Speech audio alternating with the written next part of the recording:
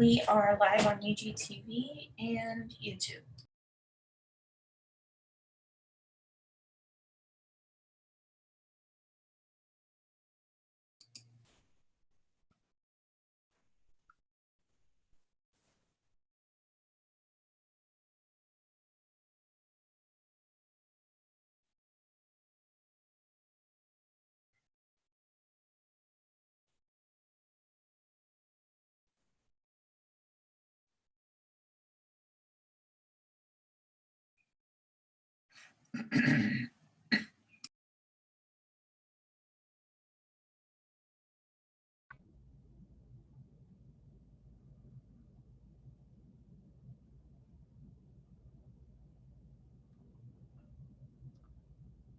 Mayor, I believe everything is ready to go when you are. Very good. So before I call the meeting to order, I want to announce that due to COVID-19, we have individuals attending remotely. All participants joining by phone should mute their phones when not speaking to avoid background noise. During the meeting, please make sure that you announce yourself by name and title every time you speak so that the public who is participating knows who is speaking. This is critical given the number of remote participants and is current guidance from the Kansas Attorney General. Now call the meeting to order. Clerk, please announce the meeting and call the roll. Special session is being held on Thursday, May 21st, 2020 at 5:00 p.m. for the COVID update, second budget workshop, CMIP, and target operations reduction regarding the maximum mill levy. Roll call. Walters. Here. Philbrook. Here. Bynum. Here. Burrows. Here. Townsend.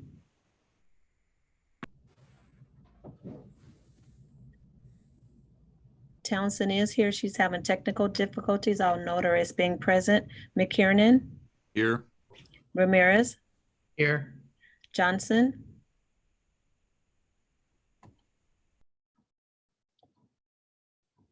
I see Commissioner Johnson is here. I'll note him as being present.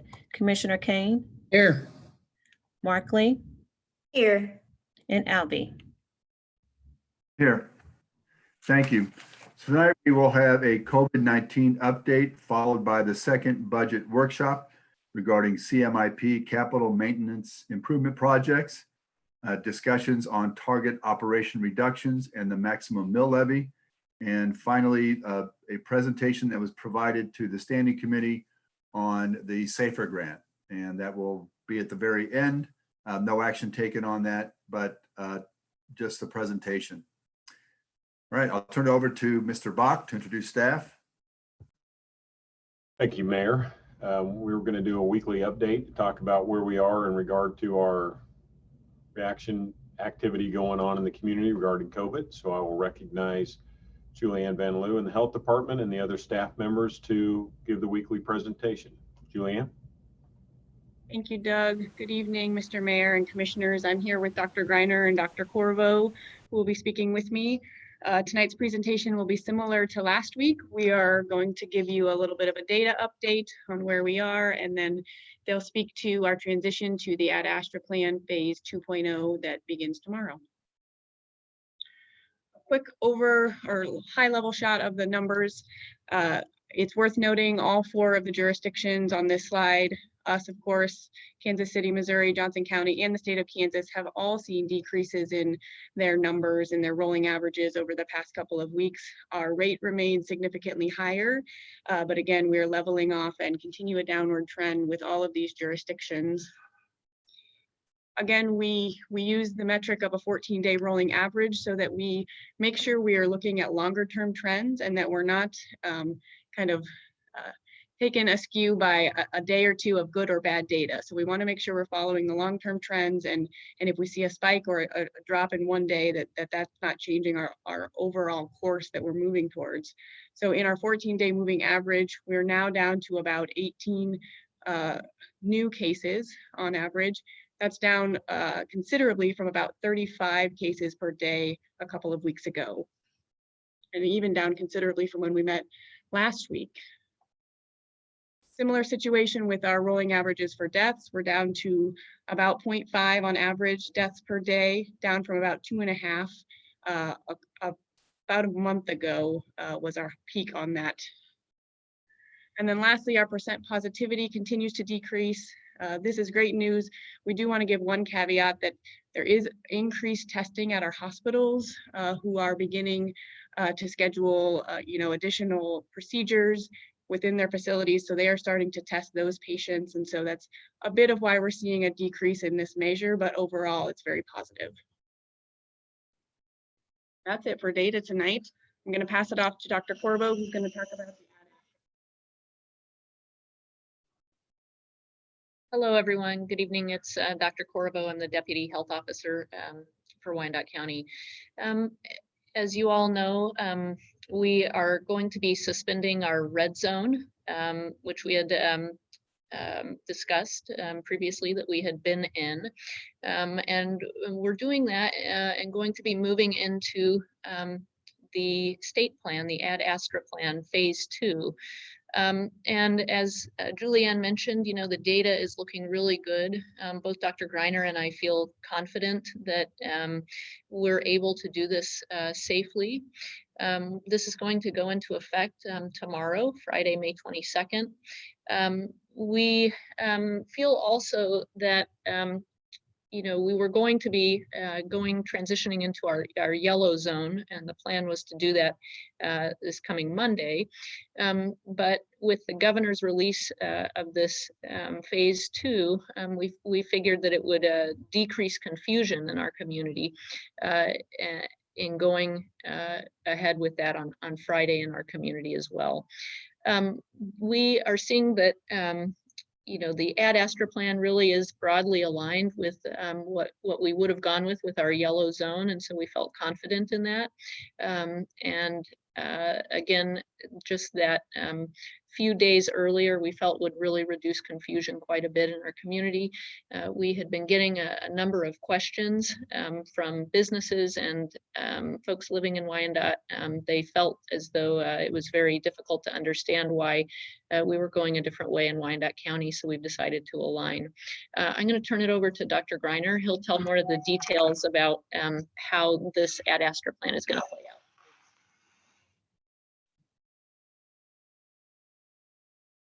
Thank you, everyone. Alan Greiner here. So as many of you are aware, the state of Kansas and Governor Kelly originally had a plan that was a phase 1, 2, 3 plan, and a phase 1.5 plan was enacted for a few short days. But I think after seeing that the numbers of high case counts in Southwest Kansas and some of the rural parts of Kansas were not producing large numbers of hospitalizations, she moved to advance into phase 2 starting tomorrow. And as Dr. Corbo described, we will be doing that as well.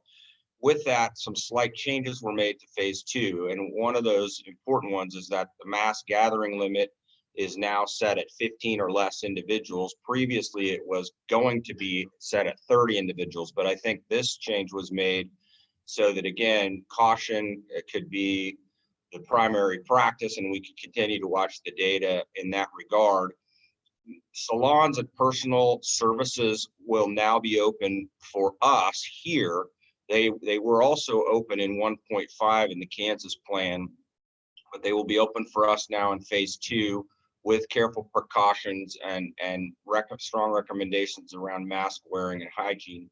Fitness centers, casinos, organized sports will all be open as well, again with strong recommendations for social distancing. The casinos will actually have to have specific plans in place with the state, so the state will be directly involved in reviewing and allowing opening in those environments, and I'm sure that's already going on as we speak, but it's sort of happening aside from us here at the local health department. Not allowed in this phase 2.0 with the adjustments are fairs, festivals, parades. Swimming pools will be closed until at least June 8th. Bars and nightclubs remain closed, and summer camps must be closed under this Astra phase 2 plan as well. So that is all I have, and I think that's all we have here at the health department. I think we have time for a few questions, and we're happy to entertain any of those. And and I'm sure you have lots of other business, so we'll move on as fast as you'll let us. Okay, we have a question from Commissioner Bynum. Hello, thank you, Mayor. Just a quick question on starting tomorrow, the sit-down restaurants. If you could just clarify for me what's allowed for dine-in with this plan starting tomorrow. So it's a pretty big change for us. In the state plan previously, the restaurants were open with some limitations in other counties around Kansas. But for us now, what's happening is dine-in is allowed. There is language in the Ad Astra plan that talks about preventing any groupings of more than 15 people in that interior environment. So there's some language about trying to make sure employees are not congregated in units of 15, say in a kitchen, and that patrons aren't in groups larger than 15. If 6 foot distancing cannot be maintained. Now, as long as 6 foot distancing is maintained between individual groups of diners, then there's really no restriction on how many people could be in the space, but a space is going to probably have to be adjusted in each of our businesses that provide dine-in services so that 6 foot distancing can be maintained. I don't know if the mayor's going to talk about it, but I know he's been working with some of the zoning staff on thinking about how expansions could be put in place for outdoor expansion so that more space would be available, so that 6 foot spacing could happen. But that's the primary issue is maintaining the 6 foot spacing. And then preventing any groups in more than 15 in close quarters. That makes sense. Thank you. I would say that Dr. Greiner, you didn't mention this, but one of the problems with a restaurant is that you would assume that someone would come in and be there for about 45 minutes to an hour. And so even with the social distancing, the reason you limit the capacity, the number, is because you're there in a long time. And whereas if you go to the grocery store, you're moving past someone who may be viral shedding. And so it's a different situation. Is that accurate? That's right. Yep. But definitely time spent is a big factor. So that spacing becomes more important. And as well as probably the indoor versus outdoor. So I'm glad to see that there's work happening to try to expand capacity of our businesses to do outdoor business. Thank you. Commissioner Johnson? Thank you, Mayor. Dr. Greiner, on the clergy call this morning, we talked about churches just in general. For the public, could you kind of give us some guidance? I'm sure there are a lot of congregants that may be listening tonight or watching tonight, as well as other pastors that might not have been able to make the call this morning. But could you give us some guidance as it relates to the churches going forward in this phase 2? Yes, thanks, Commissioner. And so there aren't specific restrictions around church and faith-based services going forward, other than, again, the general guidance that we want 6 feet of distance maintained between individuals or groupings of family members that co-reside in the same residences. Because we assume they've already had close contact. So that idea of that spacing is still very important, but there are no number limits and no percentage limits. Some of our previous plan in the Restart Wyco had some percentage information in there, but that's now off the table. And with the Ad Astra plan, it's essentially the idea that each church will take its own responsibility to promote that social distancing and hopefully to promote some of the other recommendations like use of masks and limiting a choir service or singing in large groups, which we have seen some public health data that there may have been some outbreaks in the country with choir singing, providing hand sanitation or other facilities for hand washing, and limiting things that might get passed from individual to individual, like collection plates or possibly paper handouts or other books or materials. So those things are pretty much going to be up to the individual facilities and organizations to make decisions about, but there's guidance in there to recommend how that ought to be done. Very good. Thank you so much. I appreciate it. Commissioner Bynum, your hand is showing up. I did not know if that was just a holdover. It must be because I'm good. Okay, thank you. All right, seeing no further questions, we'll move on to the next item, which is our second budget workshop, CMIP and target operation reductions and the maximum mill levy. And I'll turn it over to Mr. Bach. Thank you, Mayor. Tonight we are going to run this kind of structure on two different presentations. The first part is on capital. We had not quite got through all our capital presentations before. So in the last meeting, we had come forward with where we were with our debt. We threw those out as proposals. We've gone through that and built really what Kathleen has coined as our COVID alternative to build in for how we will do our debt. So it structures over some of the things we're working on for operation. We have the county and the sewer fund still in there, but they're just included as part of it. We're not going to spend time talking because we didn't change those from last time. And then we'll get into the cash portion of our project portion, because that does have significant changes from, well, probably from where we were a month ago when we were putting things together. But this is how we're building it to go forward to be part of our operating budget and how she's poised that. And then as we conclude the capital portion, we're going to move over and then talk about operating, where we are financially, and then get into a little bit of some of the options that we are looking at in order to allow us to meet our budget in 2020 and 2021 with the drastic reduction in revenue that we're facing because of what's happened in relation to COVID. So with that, I'm going to turn this over to our Chief Financial Officer, Kathleen Von Atchen, and let her begin the presentation. Kathleen? Good evening. Mayor, I guess I will say too, I mean, we had the maximum mill levy on there. I don't think we're quite to the point of having a lot of discussion about that yet. So it kind of layers into where we're at, but it's not really we're not focusing on it as much tonight. Kathleen? Thank you, Doug. I was going to mention that. So we're going to start off with a discussion of our capital. As I mentioned, we're going to follow up on the debt funded capital projects and pardon me, and then move into the cash funded projects. And I would like to thank the CMIP review group, which was technology or innovation, infrastructure, facilities. And there was a lot of department input on this, and also a big shout out to the budget office.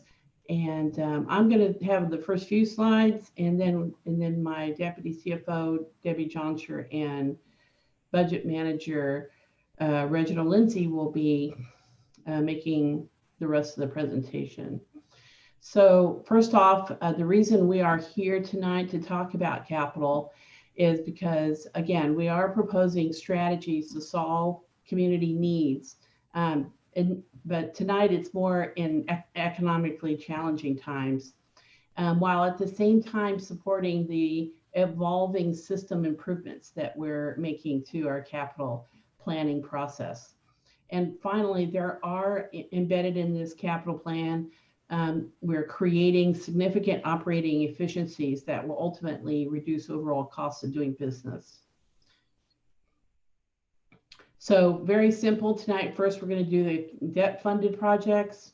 We'll follow up on that with some changes. And then the cash funded projects, which have been significantly reduced from the adopted budget and the request level. So this is the same slide we showed you last a month ago, where it demonstrates the long process we have undergone to get to step 6 here. It started off with a standing committee presentation to all of you in October or November. We launched meetings with the senior managers. We provided instructions. We formed the 3 core groups, which are, I mentioned, infrastructure, facilities, and technology or innovation. Met with department directors who reviewed data and documents. We also updated our financial forecast to include prior year activity and proposed future years. We analyzed lots of strategies and data and calculated project prioritization, validated our approaches, and determined the feasibility of various projects. And then in preparing the CMIP scenarios, we modified various targets and put some initial metrics together of various strategies. And now we are here to review the various scenarios and identify preferred scenarios and get your feedback on so we can finalize the CMIP plan. So starting off with the debt-funded projects tonight. As a reminder, a month ago, we provided you with the adopted budget, a CMIP budget, a scenario 1, 2, and then a third scenario that had the addition of a $50 million streetlight project. So we have now narrowed our consideration to somewhere between scenario 1 and 2. And that's that midpoint, or that alternative is what we have coined the COVID alternative, because those were impacts that we hadn't anticipated when we went through that whole process beginning last fall. So how it's different. Well, I've presented the scenario 1 and 2. They're unchanged from what you saw a month ago. And COVID alternative is the differences are itemized here below. So the scenario 2 was a total 5-year project cost. And understand this presentation really only talks about 2021 through 25, that 5-year period. And so those costs were quantified at $109 million over the entire 5-year period. And we sort of, to be fiscally prudent, we wanted to, we've had this standing kind of administrative target of keeping our debt level at around 15 million a year, plus adding some modest 2% CPI. And over a 5-year period, that totals $80 million. So the scenario 2, as a reminder, was $29 million over that $80 million target. That's the 5-year target. So the COVID alternative is now totaling $87 million, which is $7 million over the $80 million target, but $22 million below scenario 2. And the changes to scenario 2 are basically, we have reduced the annual pavement preservation program project request back to the scenario 1 level at $19 million.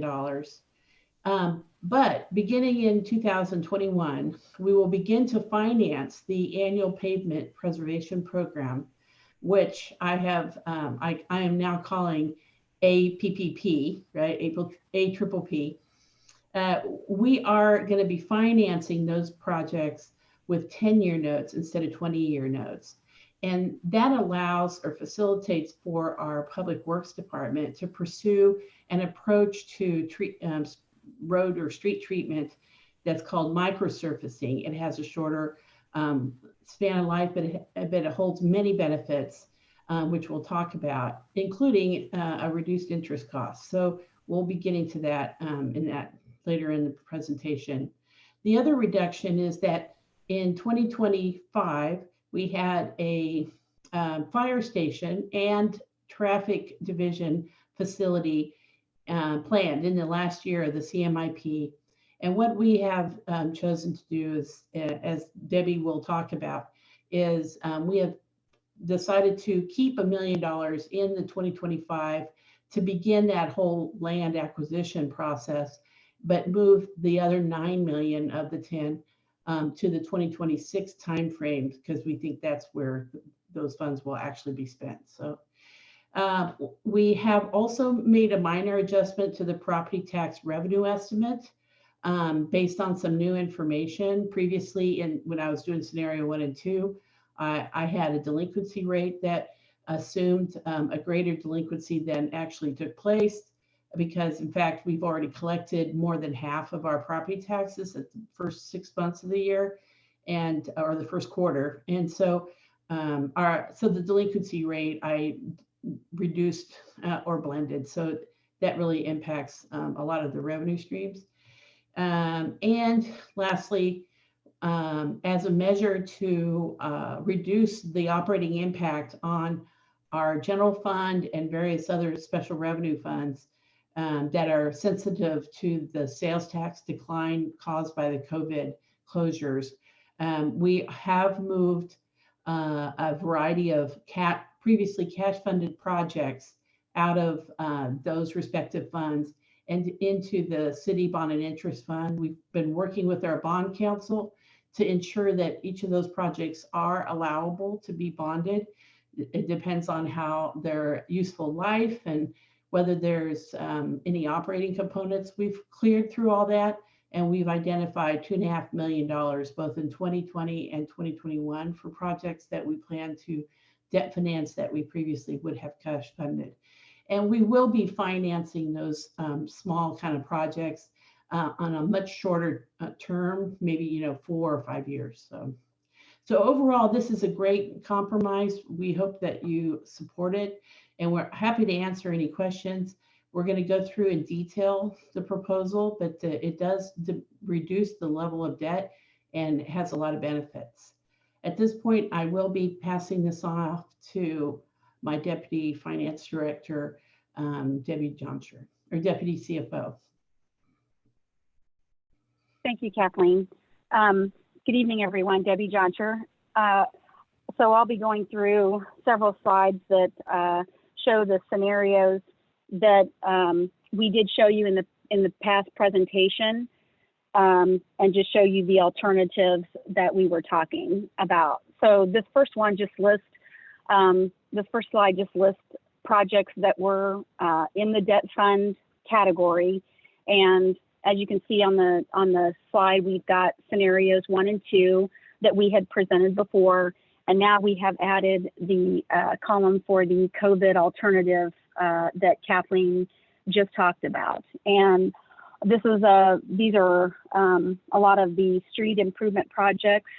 And as you can see, as Kathleen discussed, the one change to this spreadsheet is the reduction to the annual pavement preservation program that was listed. It no longer includes the scenario 2 amount, but we will be financing the items in scenario 1 over a shorter time period to take advantage of the microsurfacing road treatment approach. And that is the only change on this slide. So we'll go to the next slide, and we're just going to present some information on microsurfacing, and I'm going to let Jeff Fisher, Director of Public Works, talk about this slide. Thank you. Well, as we've discussed in the past, using these surface treatments each year at an increasing level as budget allows, is real important. These treatments help maximize the life of the pavement and extend that so that we can push off overlays and reconstructs that cost a lot more money. And as Kathleen mentioned, we can increase flexibility to do this by using shorter term financing with some obvious financial benefits, saving $2 million in interest costs. But that's all I have. Thank you.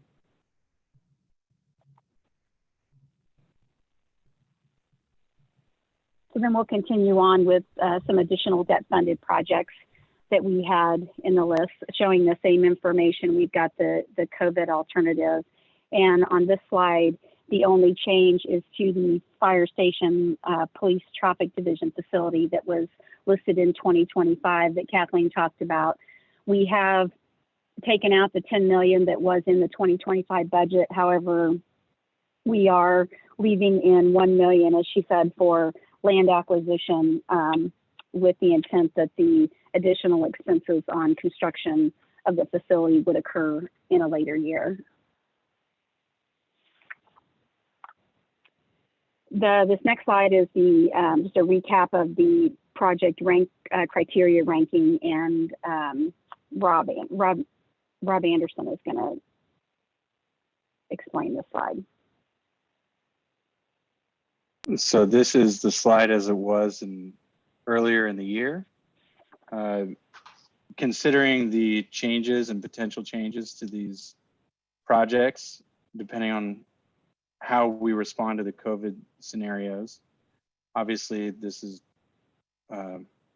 just here for discussion and potential changes to how we prioritize projects. In the meantime, we've been making some adjustments to the process for finding it and updating individual project info as well. And this is Rob Anderson, Asset Manager, Public Works.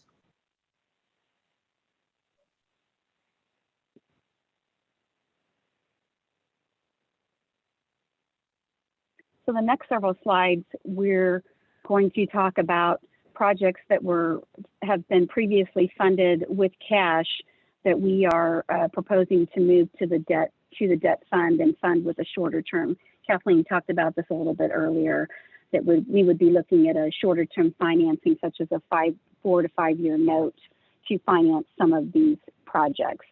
So we've got, the slides are listed according to department. So this first slide is the Public Works Department, and we've got a list of projects and equipment that were previously funded either in the general fund or the Special Street and Highway Fund that we are proposing to fund with debt. And as Kathleen did say, we've been working with our bond counsel to make sure that all of these projects qualify to be paid for under the debt section. So you can see in 2020, we have a total of $310,000 in projects or equipment that we're looking to move. And in 2021, we're looking at about $745,000 in projects and equipment that we would move for Public Works.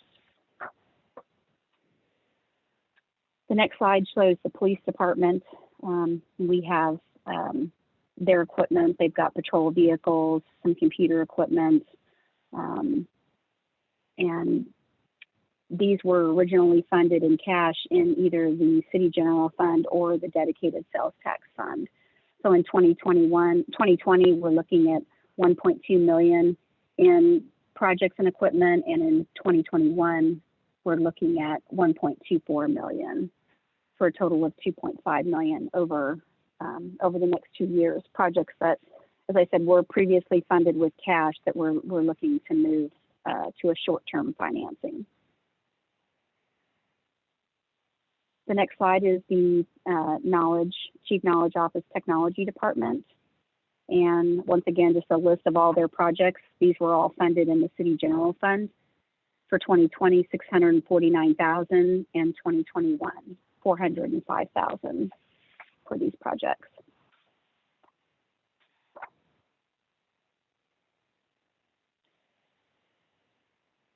And then, so this one has, the top section is the Neighborhood Resource Department with a list of equipment. They've got some abatement team equipment, a couple of vehicles, and we've got $220,000 in 2020 and $72,000 in 2021. And there's also some other projects listed there. We've got the credit card reader installation that was paid out of the general fund. That's a 2021 project. And looks like this is the total for, then we've got the total for cash projects that will be shifted to the city bond and interest. So we have a total of $2.46 million in 2020 and $2.48 million in 2021. Of the 2020, $2.24 million total, this note, $1.8 million was in the city general fund, $306,000 was dedicated sales tax, and $310,000 was in the Special Street and Highway Fund. For 2021, we have 2.05 million in the city general fund, 60 in dedicated sales tax, and 373,000 from the street and highway fund.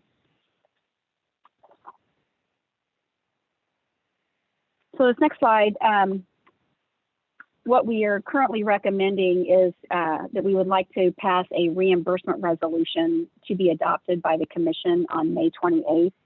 The reimbursement resolution allows us to spend money on these projects that we are shifting from cash to debt, and then reimburse ourselves when we do issue the short-term note financing, which I believe we are projecting to do in the fall. So we've done this on some of the debt-funded projects. If we have a project that we, at the time that we're approving the budget, that we haven't identified the work, we would issue a reimbursement resolution, and that allows us to reimburse ourselves. If we spend any of that money, when we get the bond proceeds or the note proceeds, we can reimburse ourselves. So we're going to be requesting a reimbursement resolution for all of the projects, to include all the projects and equipment that we are proposing to move from cash funded to debt. This would allow the departments to go ahead and proceed with their contracts as they are, but then we can reimburse ourselves with debt. This also allows, if we have any of these projects that have already spent some of their money, this does allow us a 60-day look-back period. So as of May 28th, any projects or equipment that may have been paid for since March 28th, we could go ahead and reimburse ourselves when we do that note issue in the fall. Any spending that occurred between January and March 27th would have to be paid from the originally budgeted funds. We can't look back for those expenses. Debbie, we have a question from Commissioner Johnson. Yes. Thank you.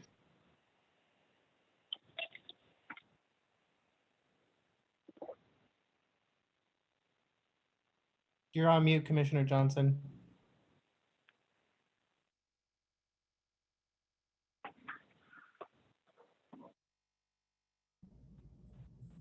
It looks like Commissioner Johnson dropped off. Now you're on. Am I on? Hey, back, Commissioner. Can you hear me? Yes. Okay. With regard to, again, I want to say thank you to you all for your hard work on this. It's been very thorough. I guess I continue to hear this term, or you saying you want to use short-term financing to service it. I guess I'm assuming that the debt Commissioner, is going to be. Commissioner, Yes. sorry, the first part was garbled. So maybe if you lean a little bit into the microphone, it might work better. How about now? Is that better? Yes, it is. Okay, great. We'll try it for a third time. Otherwise, I'll have to mute myself and just type it up, send my questions via writing. But my question is, how will we be able to service the debt? I'm assuming we'll be able to service the debt. Otherwise, you brought this to us in terms of the sources of revenue that will be utilized to service the shorter term, because that will increase our debt load, our annual debt load with the shorter term. That's just my understanding of how these things work. So can you tell me how will that, in terms of the mechanics, how will we service that debt? I can answer that, Debbie, if you don't mind. So Sure, later in the presentation, we do have a longer term view of how all of these recommendations impact the fund balance of the city bond and interest fund, and you'll see that that the fund balance is relative. Well, it's that it's good, and that, but the repayment of the debt would come from the proceeds of the 17 mills in the city bond and interest fund. Yeah. Go ahead, Debbie. Thank you. Okay, you can move on to the next slide.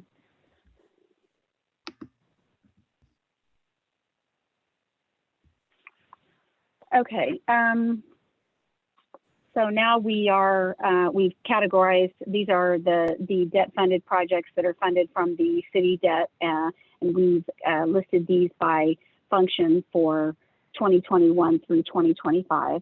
So the first section that we have, these are, let's see, these are all city funded projects, and we've got, so for each of the scenarios, we've got the amounts that were listed in the budget as well as the COVID alternative.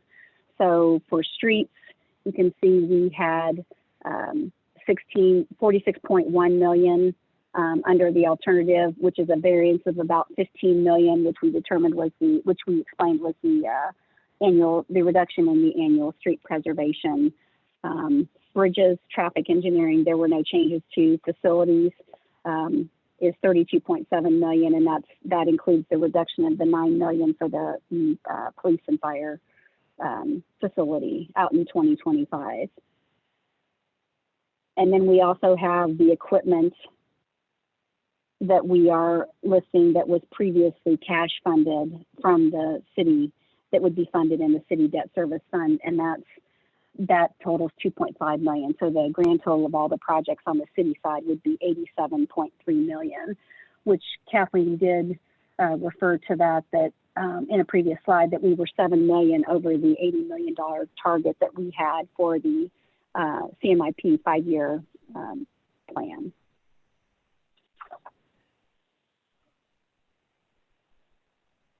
The next slide just talks about some refinancings that we're working with our financial advisor on. We have several issues that are available for a current refunding. We've got several series from back in 2010 and 2011 that we are looking at, and this slide just shows the outstanding principal for those that could be refinanced, as well as the last column shows the estimated total interest savings over the 10-year period that would be remaining outstanding on the bonds. So for each of the projects, for all of these would, the city bond and interest total, the interest savings over that 10-year period would be about 3.6 million. The 2010H is the bond series that we used to finance the construction of the parking lots at the Sporting Kansas City facility on the Kansas Speedway land. I believe in a previous presentation I had mentioned that we were going to be reviewing those bonds, and so we do believe there is potential savings also to occur on those bonds, and that would be about 450,000. So the total estimated interest savings for all of the refundings is currently just slightly over $4 million over the 10-year period. So I just wanted to connect the dots here. So what we're proposing here is a savings over the future years of 4 million in this area, and 2 million on the annual pavement preservation financing approach. So between the two, $6 million in financial savings. So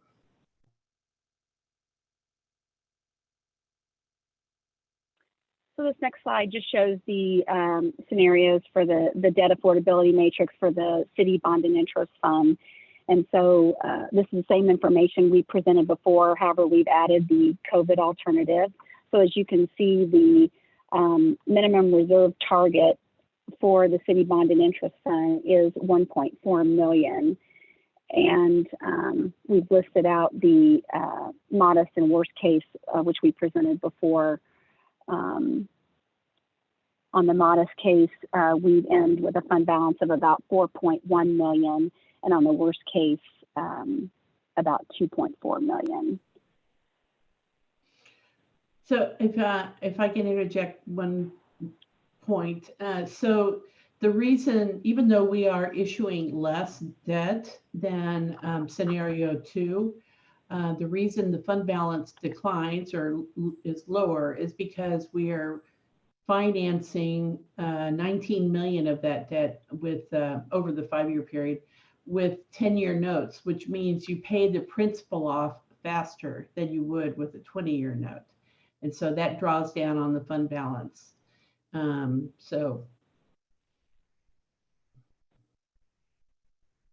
But you pay less interest. So, and it's affordable. It's beyond the the minimum reserves.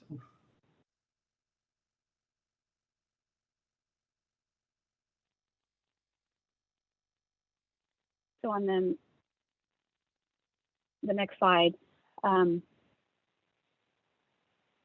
we're just showing, these are some of the other debt funded and grant projects that are currently in the CMIP. Both of these, there are no change to the special revenue projects. There were 2 in that category, the turn diagonal interchange and the Northeast Patrol Station. Currently there is no change in the funding for the COVID alternative.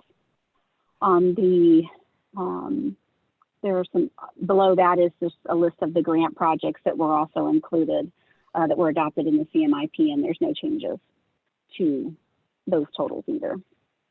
So one thing that I wanted to advance to answer Commissioner Johnson's question. So at the end of the, you'll see here that this is how the fund balance over the long term looks for the city bonded interest fund with the COVID alternative. So over here is the difference between, on the left is the difference between the revenues and the expenditures for each year. So in the first few years, we're drawing on fund balance somewhat. The reason for the draw in 2019 that occurred in actuals was because of the refinancing of the tax increment financing district at Midtown.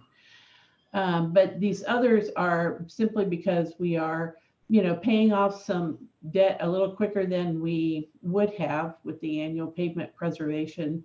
And so that draws down somewhat, but then we net out in a surplus position annually over time. This is the fund balance. So beginning at the end of the 2018, this fund had a fund balance of $15 million. And that's because the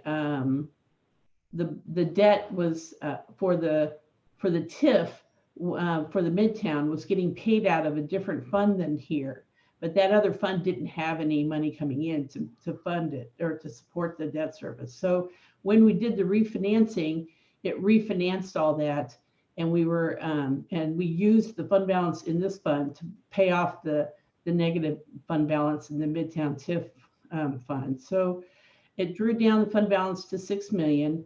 And the recommendations that we have in front of you do draw down the fund balance to this $2.5 million level, but it's the reserve, we want to keep the reserve at a minimum of 5% of tax revenue. So that's above, that exceeds that throughout that whole period. And then if we maintain our annual debt reserve at the $15 million level every year, then we will be growing our fund balance. And what this means is that you either have capacity to issue more than 15 million, or you can reduce the mills that are going to this fund. And we've said this many times that sometime around 2025 or 6, there's going to be an opportunity to make that decision. So this is a net of old debt that's getting paid off and new debt coming on. So any questions on that? No, I think that makes it clear for me to understand. Thank you.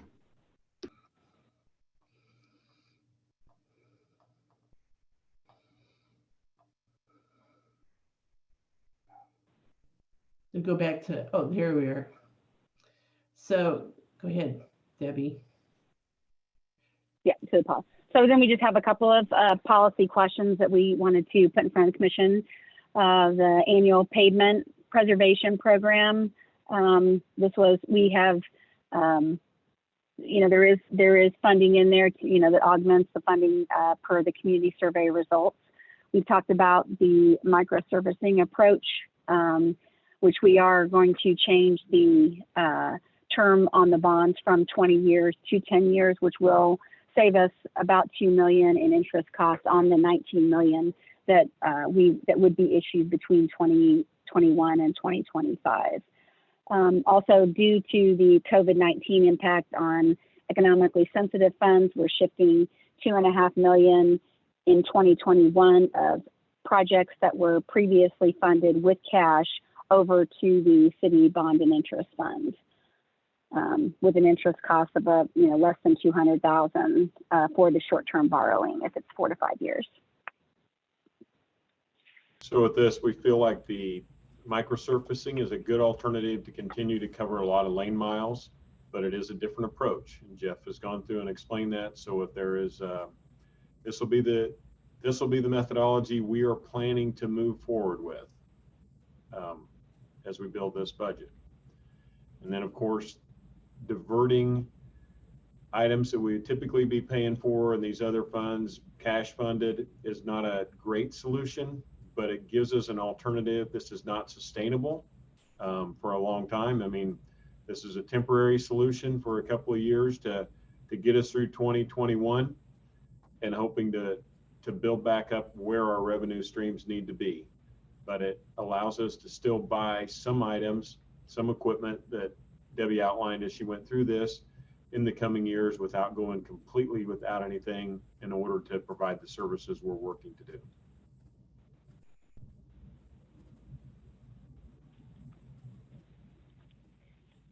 Okay. Next couple of slides, we're just going to look at the county debt-funded projects. So this first slide just shows the projects that we have in there. For our COVID alternative, there are no changes to the projects. It's the same as scenario 1 and 2, but there were no changes in scenario 2, just with adjustments to the property tax based on new information. The next slide goes into a little bit more detail for the projects that are funded out of the county debt service. We've got a list of projects here. There is no COVID alternative column on this page. As we said, there is really no change to the county debt service, but this is a list of the projects that we currently have funded in the budget for county debt. Same slide that we had for the city bond and interest fund. This just shows the scenarios, shows the targeted fund balance at 5% of reserves on the county general fund side to be $306,000. And then we are showing our modest and worst case scenario, with the modest ending fund balance at $2.4 million and the worst ending at $2.2 million. Let's see, I was just going to mention, I'm just going to look through make sure I didn't have anything else on that. Just maybe to note that the scenario does include the transfer of the $1.9 million to the city bond and interest fund on the 2-year note for the finance ERP system. Going on to the next slide. So just some additional policy questions on the county side related to facility deferred capital needs. One was to reconsider operations and locations. We've got projects for both the West Annex facility as well as the court services facility, deferred maintenance that are built into the budget. And I think there were the options to consider as part of the 2022 CMIP process were, do we reinvest in these facilities, look to acquire more modern facilities and centralized services, invest in underutilized space currently owned by the UG elsewhere, look at real estate evaluations, and refining the Amoresco condition assessment report.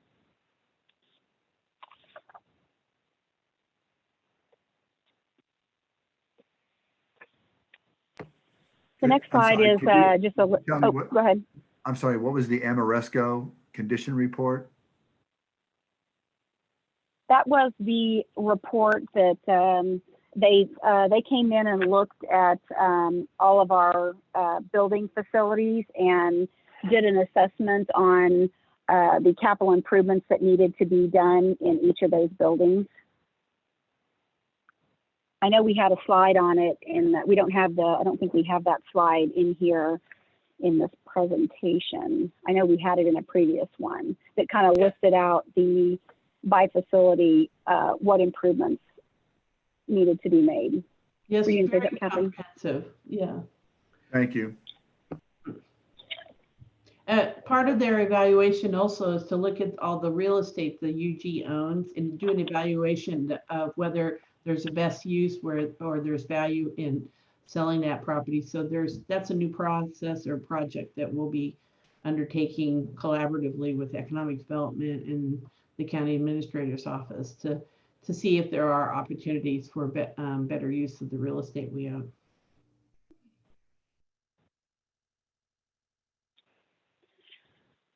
So the next two slides just show the sewer and stormwater projects. This one here is all of the sewer projects that are currently debt funded in the budget for CMIP 2021 through 2025. And it's listing out some of the proposed changes that were put into the budget. There weren't any changes made since the last presentation a month ago to this fund or the stormwater.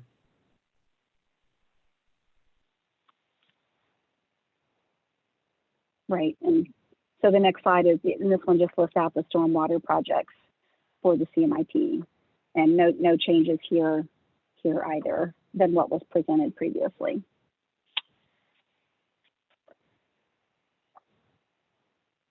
So next we're going to go on to the cash funded projects, and I will cover this.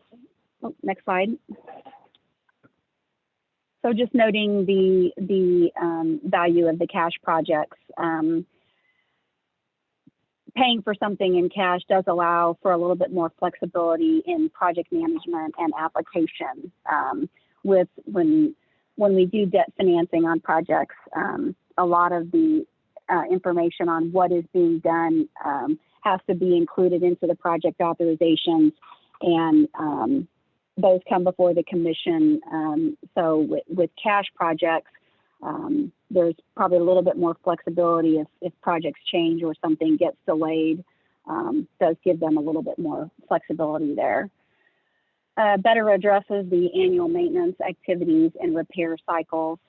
Also saves on debt repayment costs, and significantly reduces the 2020 and 2021 budgets for the economically sensitive funds. And the ones that we're talking about are the City General Fund, the Dedicated Sales Tax Fund, Special Highway Gas Tax Fund, and the Emergency Medical Services Fund.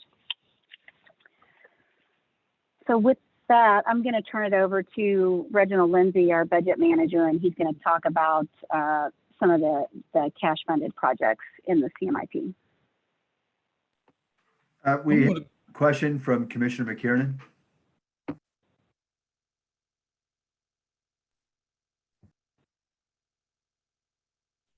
Never find my mouse cursor when I need it. This is a meaty report, 58 slides. Got it at 4:47 tonight, so I'm trying to catch up here. To go back to slide 20. Slide 20 had some questions, and I apologize. I'm a little slow. Sometimes I don't understand this, and you got to go through it a couple of times with me. So there's two major bullets on slide 20, policy questions. Is the first blue bullet a question? Is that something we're supposed to give input on? And if it is, do I understand the question correctly, that we're going to augment the funding and switch to a microsurfacing approach? Well, we were, actually the question is, should we augment it above the 19 million we're proposing? And then are you okay with switching to a surfacing approach and changing the length of the bonds from 20 to 10? Okay, so the question is, do we augment the funding as was shown in a previous slide? And do we then switch to microsurfacing? Yeah, I can Above go and to beyond that that. slide for you. Okay, If that will well, help. no, it's okay. I Here it just, is. It's right here. So in order to get the debt load down, we dropped this 15 million out that was requested and brought it back to scenario 1. okay. So Yes. on slide 20, we're kind of like playing Jeopardy here. You're phrased in the form of a question. And I'm looking for what question am I Sorry. being asked to answer here. Then on slide 20, the second major blue bullet says that is the question, do we shift 2.5 million from cash to bond and interest fund? Yes, yes. Okay, so that is the question. Do we make the shift?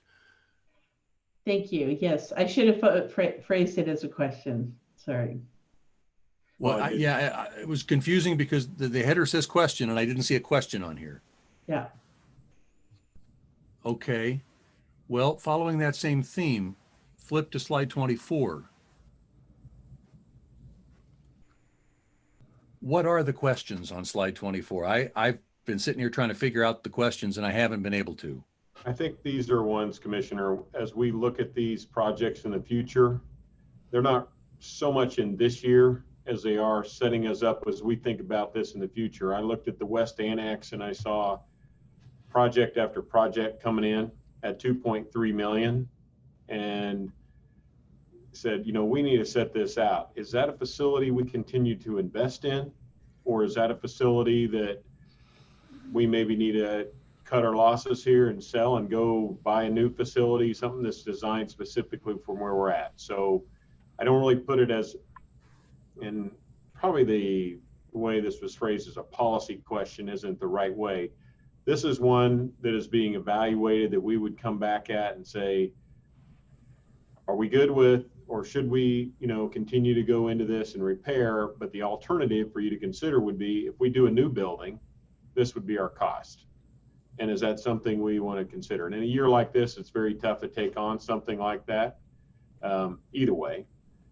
But that's how we set that out. And then it's also the court services facility. It's another old building. It's a building we can continue to plug money into year after year, versus go after the approach of building a new building that's more of a long-term approach that you're just not every 10 years plugging several more million into it. Okay, let me see if I understand. We are suggesting, so the question is, fundamentally, do we continue to invest in these old buildings or do we seek other alternatives? Yes. Regardless of which one of those we pick, we're being asked to consider not funding previously considered projects in both buildings. Is that right? Well, yeah, okay, I'm on. We do have a few investments in scenario 1 for the West Annex. They're more immediate. So we have the parking lot, and then we have a little bit of HVAC improvements. But we don't have any investments in the courthouse services facility at this time. So there's another. So the amounts that we are recommending in this coming year or two, I can't remember exactly what years, they amount to around, $600,000 here. But there's another 1.7 or so million, embedded in this 2.3 million total that is unfunded. And we're kind of wondering, should we be looking at actually doing these projects, or should we invest in a more modern facility or pursue these other items? And so we're going to be looking at that in the coming 2020 CMIP process. But it would be good to get some direction from you on, what direction would you take? So. And you can help me give direction by helping me understand what I'm giving direction on, what my options are, what's the question that's being asked. Because if I go back to slide 22, I see We start out at 8 million and we end up at 8 million. I don't see any reductions there. And yet when we were just on slide 24, we talked about $2.3 million worth of reductions or potential reductions. I'm not drawing a line between all of these options. Yes. So, so we appreciate you asking that question. So now you have more clarity. We appreciate it. I'm not clear yet, but I'll follow up afterwards, and I'm sure I will be by the time I actually need to make a decision. So what we're doing, we're not pursuing the 1.7 million of the 2.3 at this time. It's not included in our recommendation because we need to study it more. And these are the options we'll be studying in the coming year. Okay. If we could go to slide 28, the value of a cash project. Do I interpret correctly that this slide is here just to reiterate the value of cash projects when we acknowledge that we're going to be shifting a whole bunch of cash into debt because of our revenue shortfalls? Yes, we're shifting 2.5 million in 2020 and 2.5 million in 2021, but there's still, because of the significant reduction in sales tax that occurred as a result of the COVID. But there are still significant levels of cash funding occurring in a variety of areas, but it has been reduced significantly. So this is doing cash funding for these sorts of annual maintenance is very important. But when we get into a challenging situation like that, it's good that we have the flexibility to go to a short-term borrowing approach. Okay. And I've been looking ahead here since I got the PDF, and starting on page 29 or slide 29 is something that looks like we used to get routinely prior to these discussions. And actually, if you flip all the way forward to slide 39, that looks exactly like what we used to get, but I do not recall. Now keep going right there. I do not recall having gotten anything that looks like that or slide 29, which actually kind of starts to give the detail of each of the projects that are considered for funding in our 5-year plan. Did I miss it, or is that something we're going to get after we answer a few questions? No, you didn't miss anything. So the prior presentation, the prior slides are trying to condense the information because there's so much information. So what you got in the prior slides on the debt funded projects is the 5-year totals. And so those 5-year totals, rather than you seeing every year listed, we gave you the 5-year totals in order for you to, to have less to look at. So okay, well, that's all. I will stop monopolizing. I'm going to have to stay after school and study a little bit more, because even with it being boiled down, I have to tell you, I'm not clear on what I'm being asked to decide on, but I'll keep studying. So Commissioner Markley? Thank you, Mayor. So like Brian, I'm finding this a little more confusing than usual, but like I often do, I'm gonna try to say to you what I think the very basic concept of this presentation is, and I want you to tell me if I'm right or wrong. So we want to spend cash, and this commission has had a goal of spending more cash and having less debt. And we set a goal as to how much debt we'd like to have. And that's in part because we know in the future, there's a hump out there where our debt is going to go higher than we want it to go. So we'd like to spend cash. But because of COVID-19, we have no cash in our pocket. And so today we're seeing your proposal of options for what we can shift to debt because we can't afford to fund it with cash. Is that right? That's correct. Yeah, that's correct. In fact, all of those projects that we listed as being debt funded would have been eliminated. And so a lot of those projects would not have proceeded. For example, the land management system or the Excella project, the online permitting, all of those would have been pushed out to 2022 or 3. the timekeeping module for police and sheriff, the update of our obsolete switches and technology infrastructure, the So an underlying replacement of the question- vehicles for police, everything. So an underlying question for us as commissioners is that we really have two options. We don't have the cash. There's nothing in our pocket's empty. So No, there the isn't. question Yeah. is, do we debt finance it and push it out so that we can make payments on it because we can't fund it up front with cash? Or do we just not do it? Because those are really the only two options available because there's no cash in our pocket. So That's the question correct. isn't really posed in a slide, but that's really the underlying theme of this whole presentation is we don't have any cash in our pocket.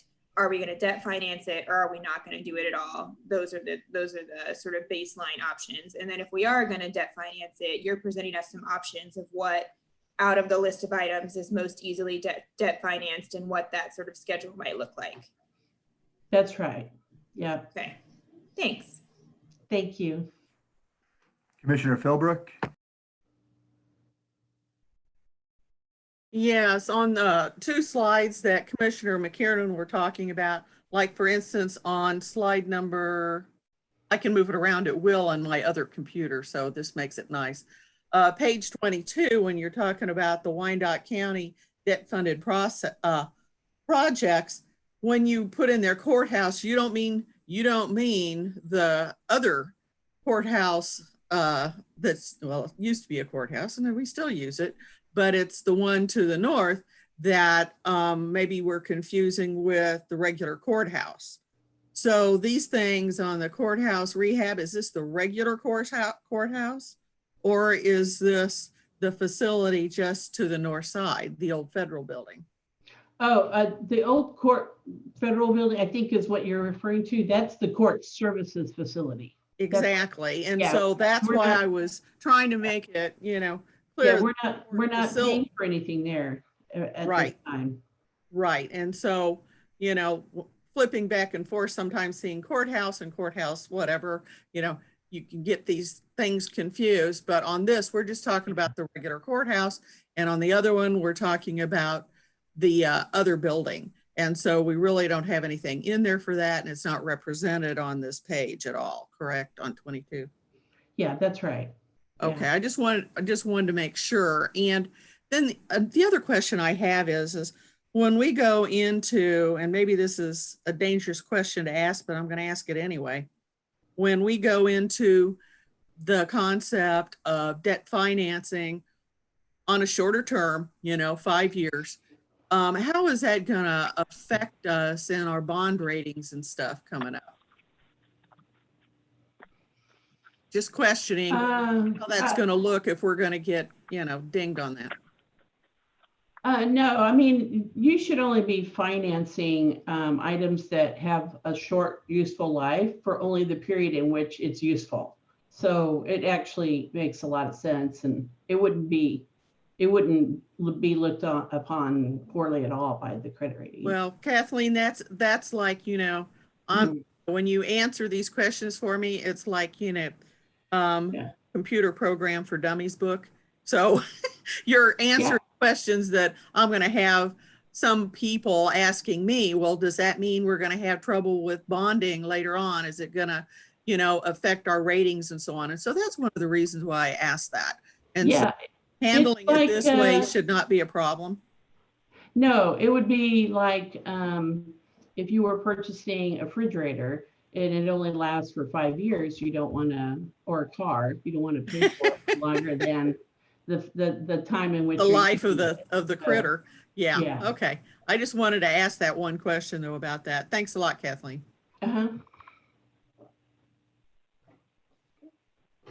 Okay, you can move on.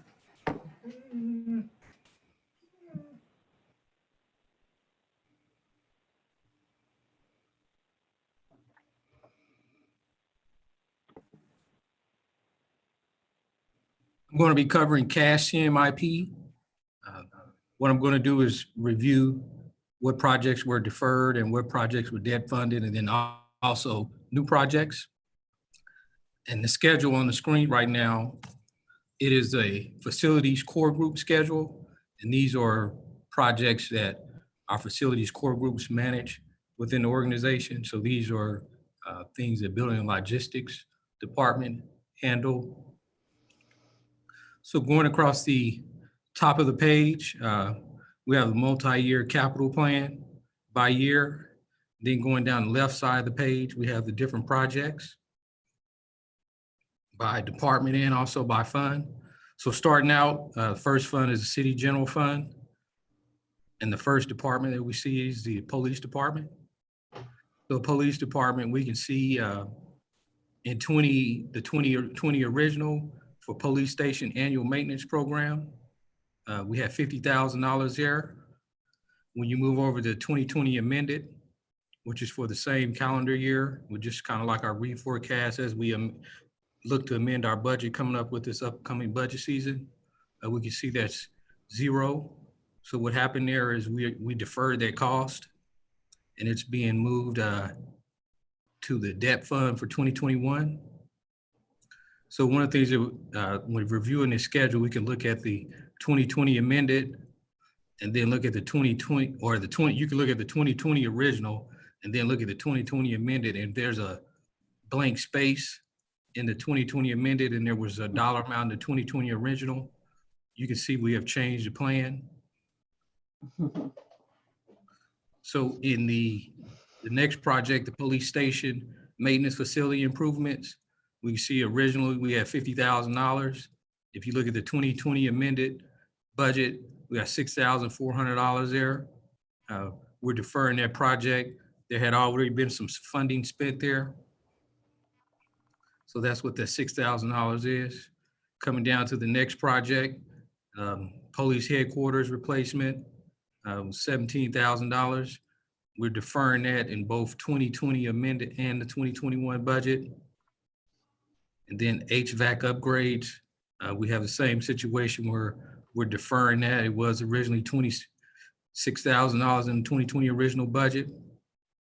So we're going to defer that cost for this year and also for 2021.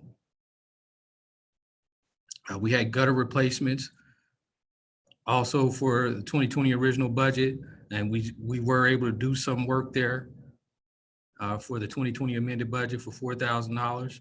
And we're going to defer the rest of the money for 2020 and then also defer the cost in 2021. Going down to the fire. I don't know that you need to go line by line, but maybe section by section to kind of point out, I think it was good you clarified to the commission and they probably get the sense of what we're doing, that we're basically cleaning out all the cash from the 20 and 21 budgets. But yeah, I think if you go section by section, it might be a little better unless commissioners have specific questions about a line in each one as you go through it. Okay. So with fire department, kind of pretty much the same thing. They have one project there. We're deferring it. And then we get down into public works. We have about 5 projects there. About 4 of them we're deferring costs there. Next slide. So this slide is still facilities. And we're moving into the county general fund. So first department there is public works. So we can see we got about 5 projects under public works and 3 of them are being deferred. Moving on to district courts, we also have a carpet replacement being deferred there. And then when we get down to the bottom of the page, in the Wyandotte County 911 Fund, we do have a new project there. We got dispatch intercom systems for our fire stations. Next slide. If you would pause for a second, Commissioner McKiernan has a question.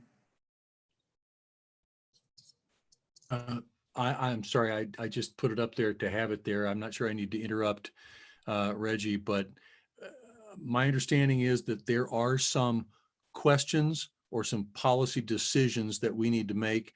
And I just want to make sure that we're clear by the time we're done or before we get together for our next meeting. What are those questions? What are those policy decisions? And what's our time frame? What's our deadline for making those decisions? So I'll just put that out on the table for now. Sorry, Reggie. Oh, no worries. Next slide, please. So the schedule is still looking at facilities. Now we're in the dedicated sales tax fund. So with fire department, we had to defer some projects. Moving down into the next fund, there were projects that we did have to cut out in 221, and then in 221 is our special parks and recreation fund. Over in tourism, change there for 223, we moved some money to operating, so we'll receive rear and center facility improvement. That money was taken out of the project and moved into the operating budget. When we get down into the parks and rec, special parks fund, we did have added $50,000 for Davis Hall in the amended budget. And going down, museum, we do have a new project for the museum where they're going to get a new roof and a new HVAC system and AV equipment there. Next slide.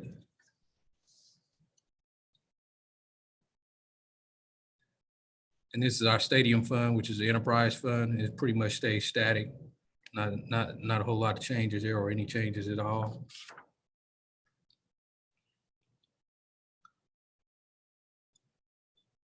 So this particular slide starts our infrastructure core group.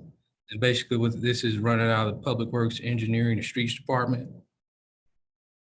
And they basically look at all the infrastructure around the county to make sure that all the projects that flow through there are something that they can source and that it is prioritized right.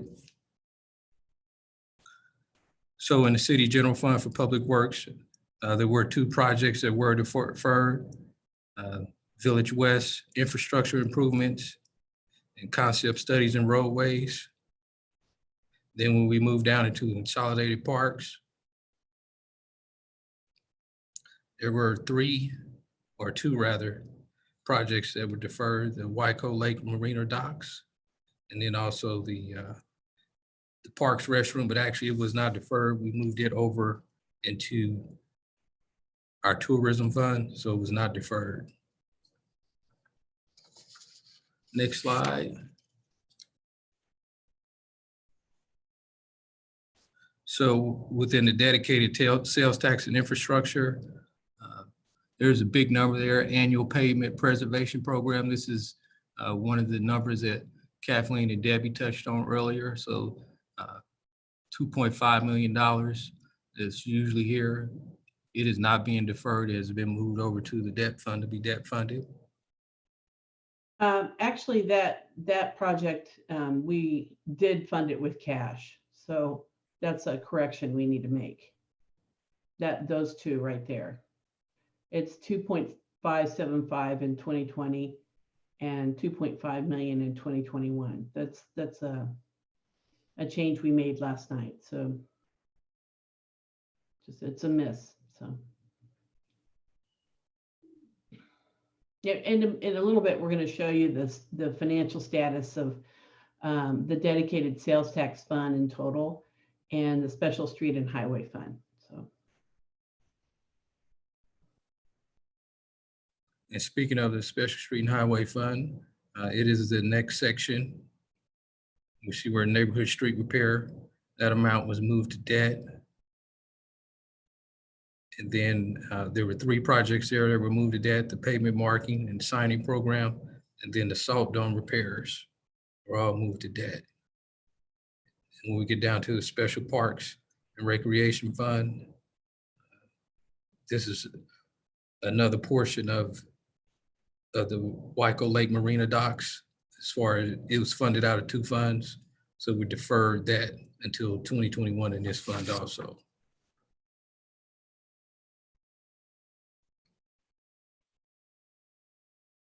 So in our tourism fund, what I touched on earlier as far as the parks restroom, this is where it moved over to the 115,000 in 2020. And then we still have dollars in the NRSA City Park in Clifton Reagan that are in our CDBG Fund Community Development Block Grant.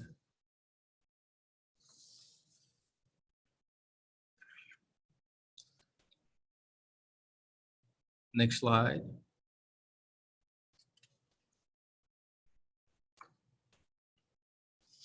So this schedule right here touches on our innovation and productivity projects.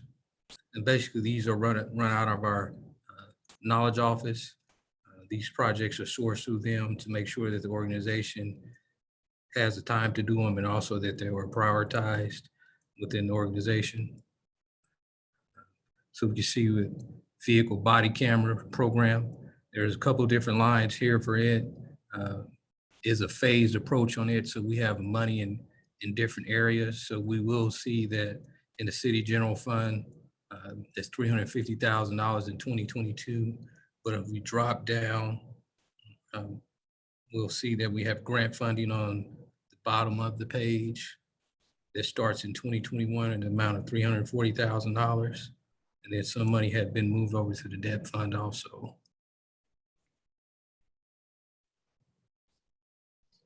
Next page, please. Renty, I'm happy to take this slide, these next two slides, if you don't mind. Oh, be my guest. So we wanted to demonstrate to you how the impact of the decline in sales tax impacted the financial performance of two, especially these two funds. And these two funds have a lot of capital projects in them, and it's very dependent on sales tax. In fact, all of the revenue, aside from a little bit of intergovernmental revenue, is coming from sales tax, because this is the 3/8 sales tax for public safety and neighborhood infrastructure. And in the original budget, we were anticipating pre-COVID $2.8 million in revenue this year in sales tax. And if you inflate that by roughly 2.5%, then we would have anticipated $11.2 million. But because of COVID, we're projecting that the revenue coming in for this year will only be 9.1 compared with the 10.8. And then in 2021, we have it slightly increasing over the 2020 lower number to 9.5 million.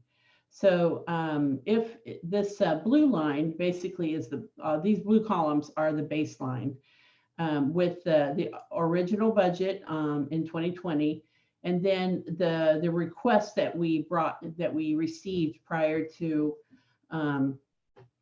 COVID, as well as some inflation factor for personnel to provide a baseline. So with the baseline, we would have ended the 2021 with a fund balance of $423,000. But with COVID and assuming no changes to the expenditures or some slight adjustments that occurred in the interim, we would have ended the fiscal year with that scenario at $3.2 million in the deficit. So by proposing what we have in the proposals that we've presented in the previous 30 or so slides, we have been able to balance this fund so that we end the fiscal year in the positive, just barely. So what we did was we reduced projects and equipment and vehicle acquisitions over that 2-year period.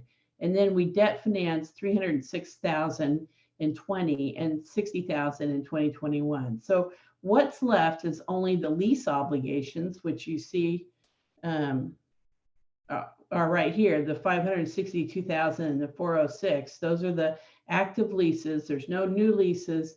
We're just continuing to pay on those leases that we aren't able to get out of, frankly. And plus we own those, we have that equipment and we're using it.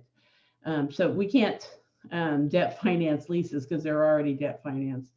And so even though this proposal, it may not at the moment, because we've been working very hard on this, it may not necessarily exactly meet the 1/3 policy between police, fire, and neighborhood, but it's probably pretty close. So we're still working on that, but this is, after a lot of effort, we were able to balance this fund. Now, if we go to the special street and highway gas tax fund, we have not been able to balance this fund. So we're doing the best we can here, because some of the existing obligations are difficult to unwind, let's say. So to just start again, here's the blue line is the pre-COVID, and given the obligations that we requested, we would have ended up in a negative position of $1 million. And generally that's because, you know, there are more needs than there are resources. The main revenue in this fund is the gas tax. Well, in the beginning of March, or the middle of March, suddenly the gas tax, or the price of gasoline dropped, I don't know, from $2.50 a gallon to $1.50. And no one would have anticipated that. And so this revenue source significantly dropped.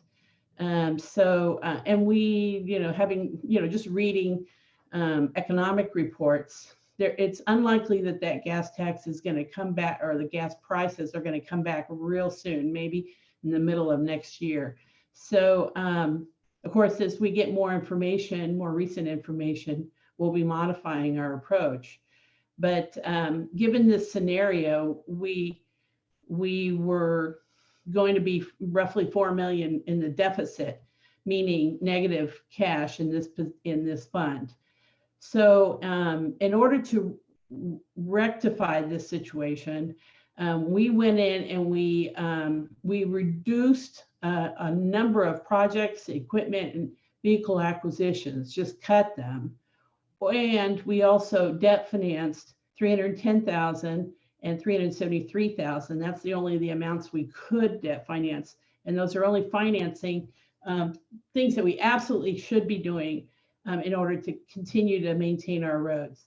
And the remaining amounts here, $250,000 in capital outlay for both years, are basically items that we really need to do, but they are not something that qualifies for debt financing. And that is traffic safety. So, and a reserve for our vehicle replacement reserves. And then we are left with the $980,000 in outstanding lease obligations that we can't finance. So and then the very last thing, and most importantly, is we want to thank our Public Works Director, because he offered to not fill 9 vacant FTE that are currently being paid out of this fund. And so that shows that reduction here from 5.8 to 5.1 and then 5.2. So even with all of these adjustments, we're still left with a negative fund balance at the end of 2021 of $1.7 million. And so the issue with these funds is that even though they are not general fund, they are special revenue funds. The policies that we all have to work under is that if there are deficit positions in special revenue funds, the general fund is expected to pick up the deficit at the end of the year. So, so these deficits will put a drag on the fund balance of the general fund, which is also being challenged or distressed by the reduction in sales tax. So, which we will talk about in the next presentation. Okay. Are there any questions on this point?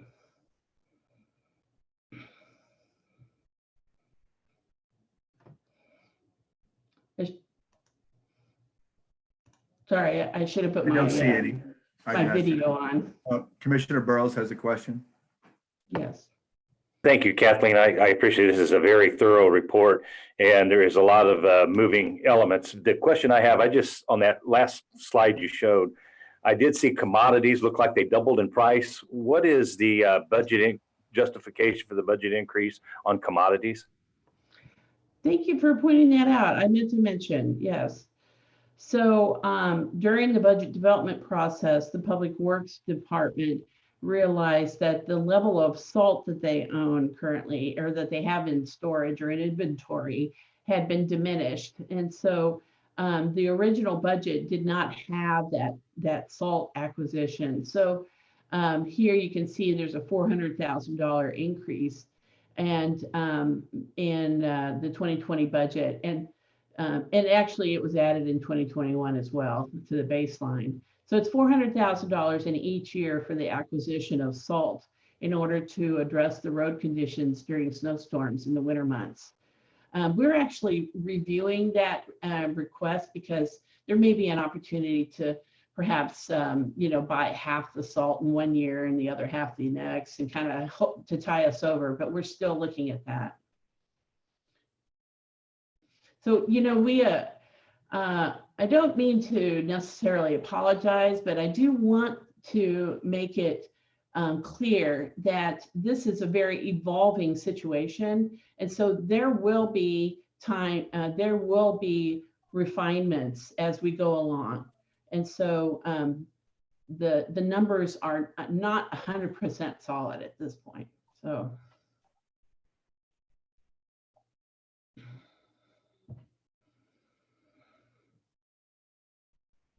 Okay.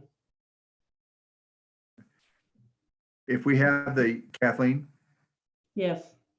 Yeah, so we have the $625,000 shortfall in 2020 and 1.7 in 2021. Those are 652 for the first year and then 1.7 for the next.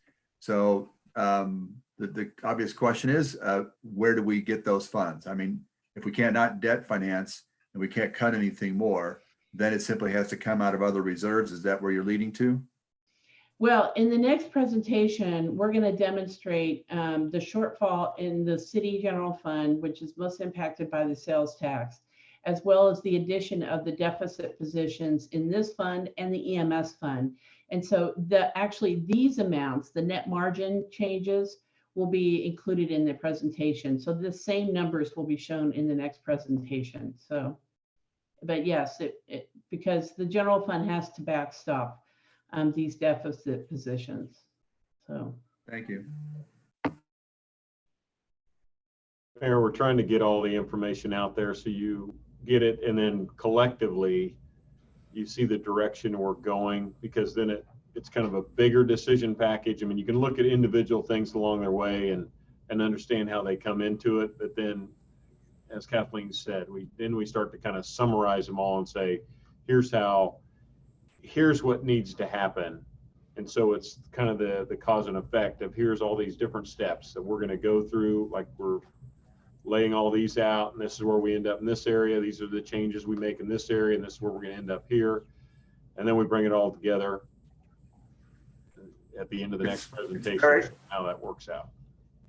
It's very much the gathering storm, in other words. Yes, it is. It doesn't get calmer as we go along. So yeah, this budget process is going to be a little bit different than what you've seen in the past, because it is evolving and there's a lot of moving parts and they're all very interconnected. So, okay. Luckily, Stewart is not as impacted. So, Reggie? All right, current schedule reviews the sewer project funds and then also environmental trust funds. So as the other schedules you looked at, we see a multi-year schedule. Sewer fund has 8 different projects. They have 1 project falling off in 2021. It's not because we're deferring or anything. It's just time for it to be over. But it's pretty consistent fund as far as what the projects are funding. And then in the environmental trust, there's 1 project there for the monitoring of Garland Park. Next slide, please. Here we're looking at the stormwater fund, and we got 6 projects here. Pretty much we do have some increases over the years, but pretty much it's Nothing has really changed here. We didn't move any projects or anything. And so Kathleen, the reason these are not impacted as severely is because they are enterprise funds and they have dedicated sources of revenue, correct? That's correct. They're not as impacted because they don't collect sales tax. They're based on a service level, based on that delivery of service level, and then the ratepayers pay that service. And the service is pretty consistent. There may be some delays in payment because people are struggling with their bills, but overall, the revenues are expected to remain pretty consistent. So, thank you.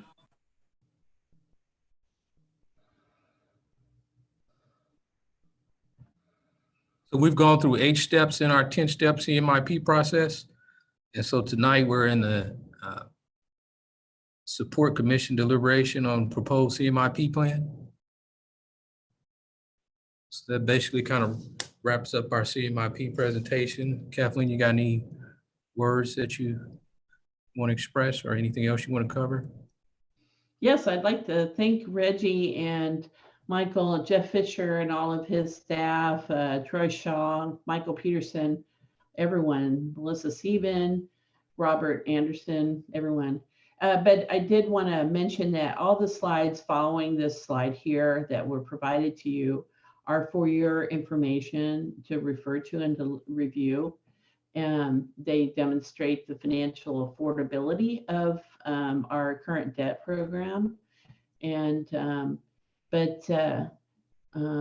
imagine I don't suspect that a lot of changes will be made to the CMIP, but at some point we probably will come back during the budget workshops later in a few weeks to provide you finalized sheets, including the ones that you have received in the past that have each year, each column year spelled out in detail. Because of course, those will all be provided in the budget document that we will be giving you.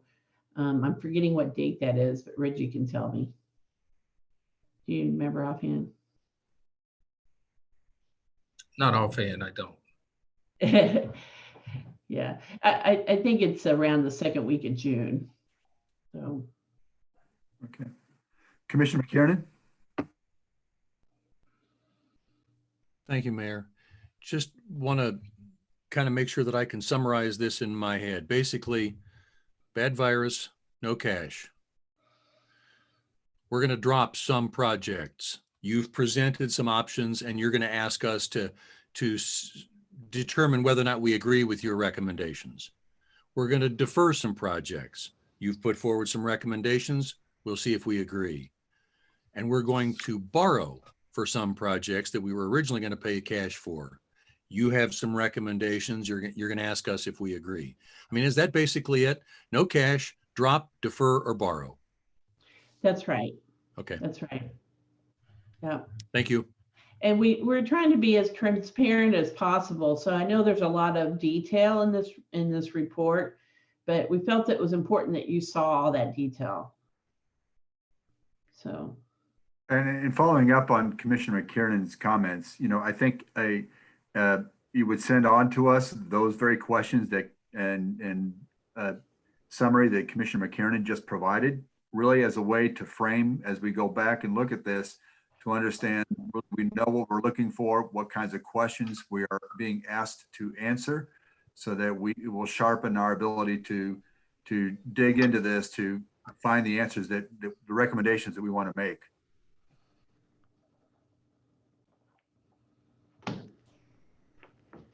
Yeah, I think that's good. Let's do that.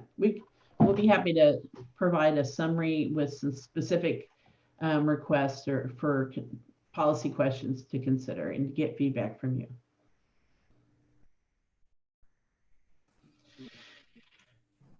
Okay, so I'm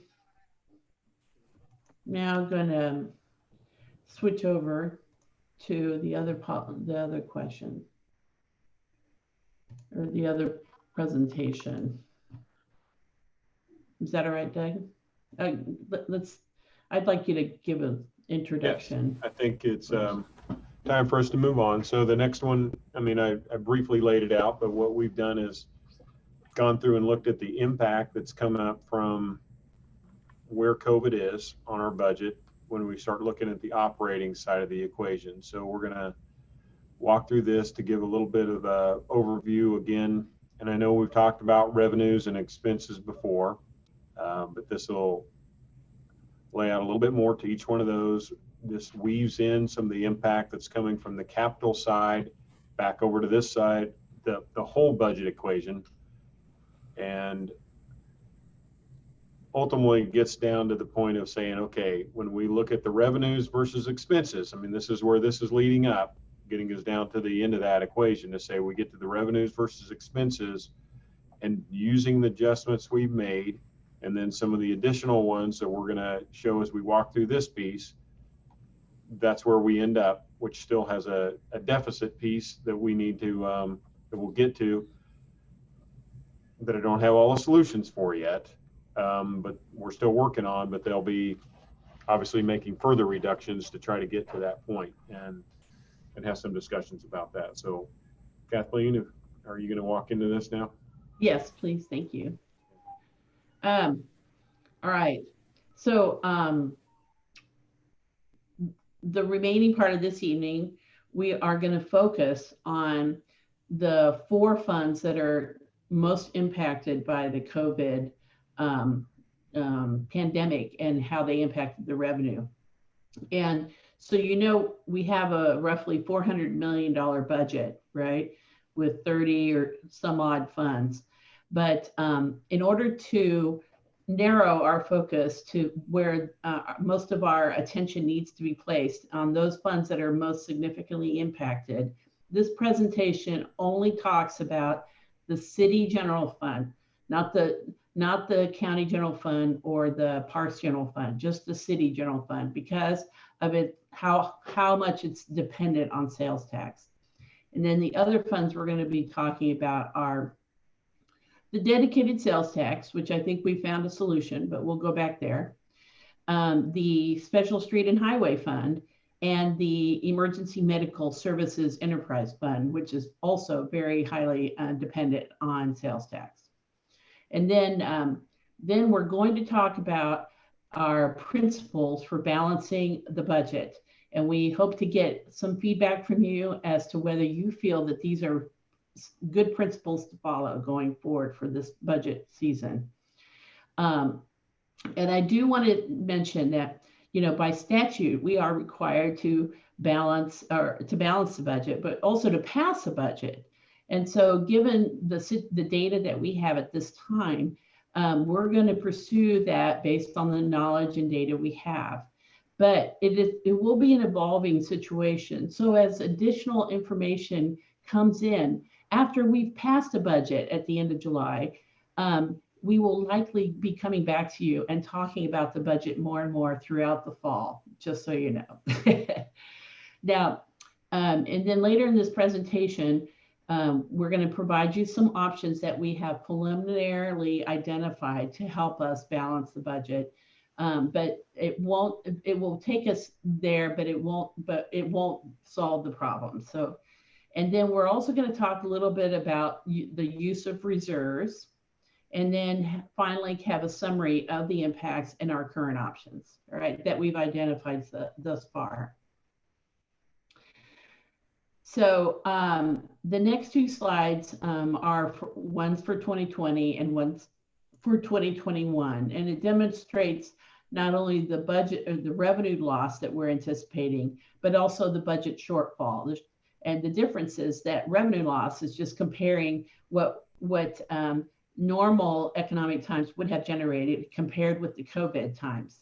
So in 2020, we were anticipating $150.5 million in revenues, but now we have revised it. So now we're anticipating $130.5 million. Now this is just the city general fund. So that is a $20 million deficit or delta between the revenues. And that's the revenue loss in just the city general fund.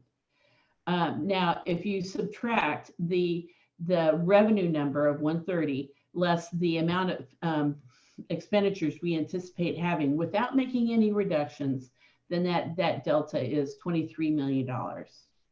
And that's because when we originally passed the budget, we were anticipating on using some reserves to balance.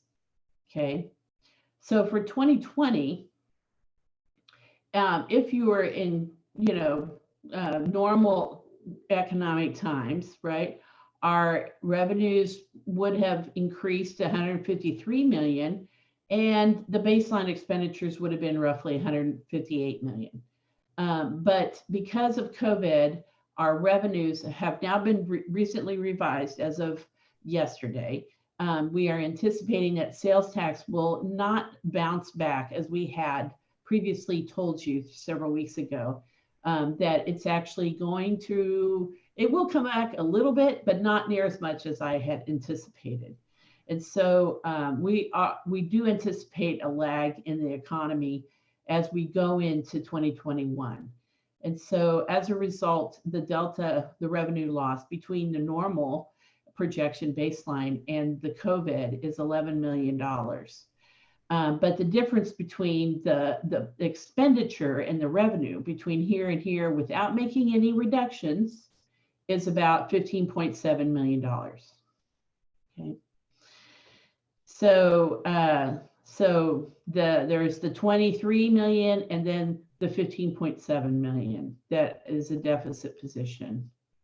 And this slide is provided to you. I'm not going to go over it now in detail unless you would like me to, but it's provided to you as just a detail of how we got there. So for example, we have all the major tax revenues in this category, and then all the respective revenue sources. And this is just the city general fund, right?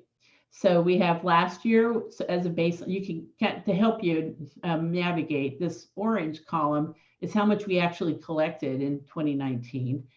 The first yellow column is what we budgeted for the current fiscal year. And then the second yellow column is what we are now anticipating. So that's the COVID impact. There's a couple of white columns that kind of show the variance both in dollars and then in percentage change from the actuals. And then the 21 year, the green column is what we are anticipating in terms of revenues in these various tax revenue categories, given the most recent estimates, which we updated last night. So the biggest one, as you can see, is sales tax, right? So let's look at that sales tax. If last year we collected $27 million in sales tax, not use tax, just sales, right? And we anticipated that we would collect a little bit more in 2020. And actually, 2020 or 2019 came in higher than I anticipated.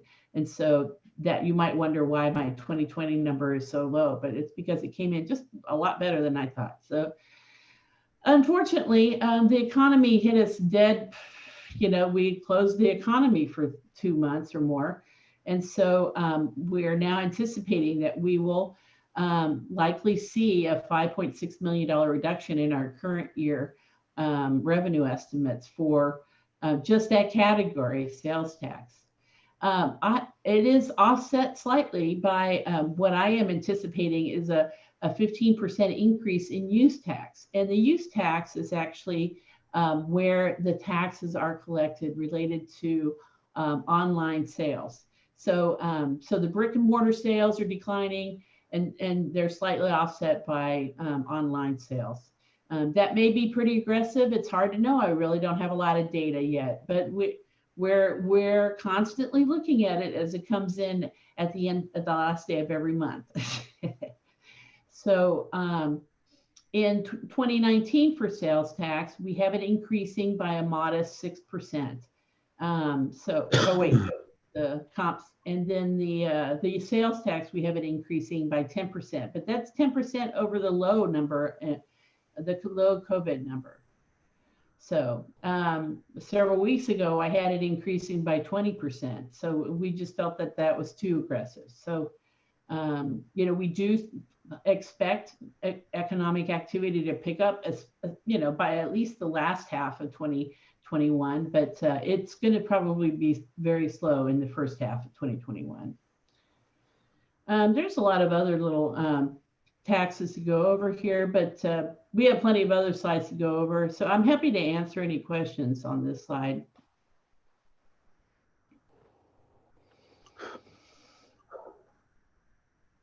Any questions? Okay. Oh, all right. I'm going to continue on. So now you saw this very same slide in the previous presentation. This is exactly the same slide as was shown in the CMIP. So again, we reduced projects, we flat out cut projects, we cut any kind of new equipment acquisitions. And then what was left that we could not finance, we borrowed, we're borrowing to do some of the other projects. And then what's left is what is in here. Now, the Reggie and I, we just mentioned that there was a miss. This number right here in those cash sheets, this number right here includes the cash funding of the annual pavement preservation program.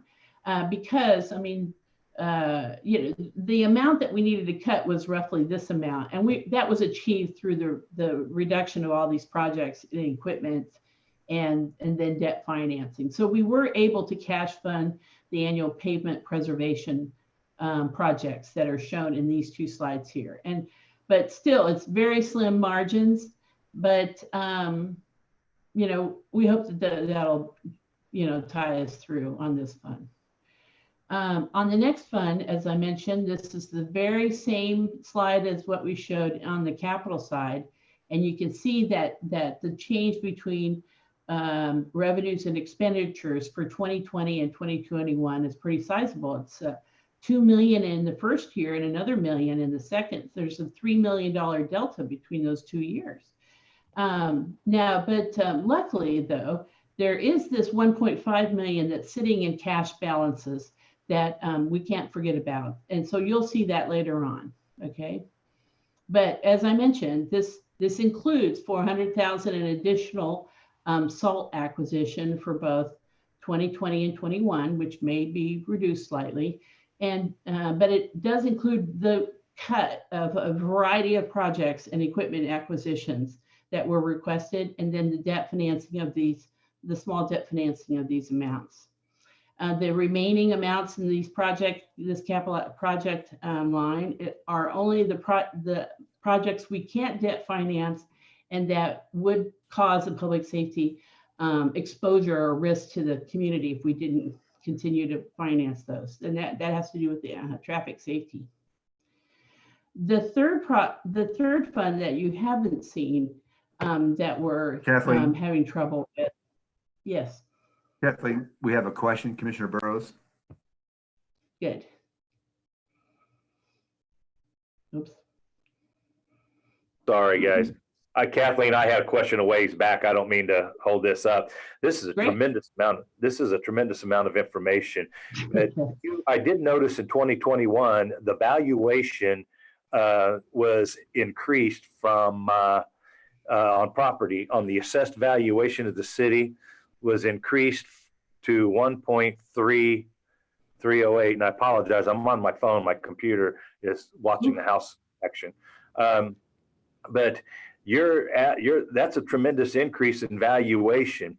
Now, nowhere in these figures is there any reimbursements being made to the city from the feds or from the state at this time, correct?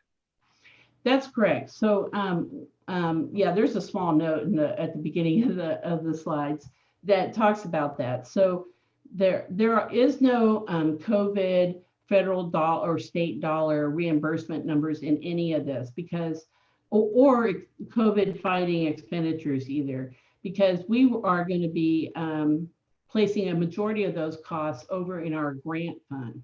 And the grant fund is not a certified budget fund. So it's not, part of this, but it's supposed to, basically it's we'll record the expected expenditure along with the revenue that supports it. And then as we start to learn more about what our total COVID fighting costs are and what level of reimbursement we expect, we will be coming back to you with that. And because there will be a matching fund piece. But because we're so early in this process, right, of pulling together these numbers, we felt that it was best to just provide you with kind of the baseline of our existing operations. So without kind of muddying the water. Commissioner, I think you went back on mute. I think you're asking more questions and we can't hear you. Sorry. The question that I did have was the increase in valuation in 2021 for the entire property tax valuation. What are you basing that on? After a reduction in 20, what are you basing the valuation increase in 21 on?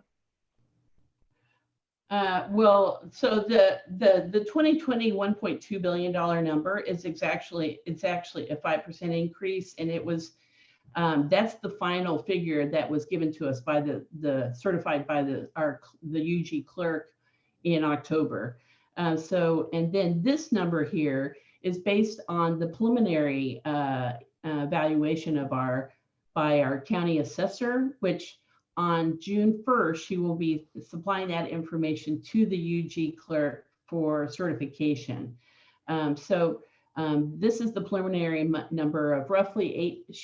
If you remember during those presentations, she said that assessed value was going to increase by roughly 8%.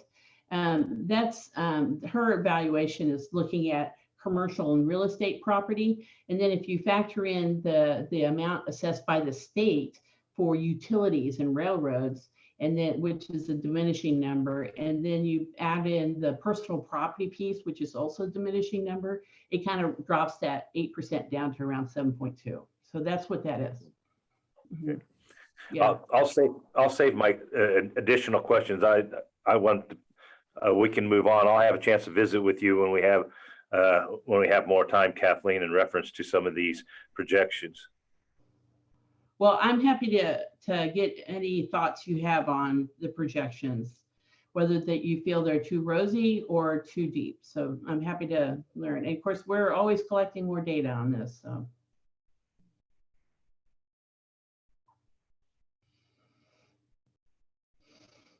So going back, so now we're at the Emergency Medical Services Fund, and this fund is funded by a 1/4 cent sales tax, which is shown right here, that $6.9 million.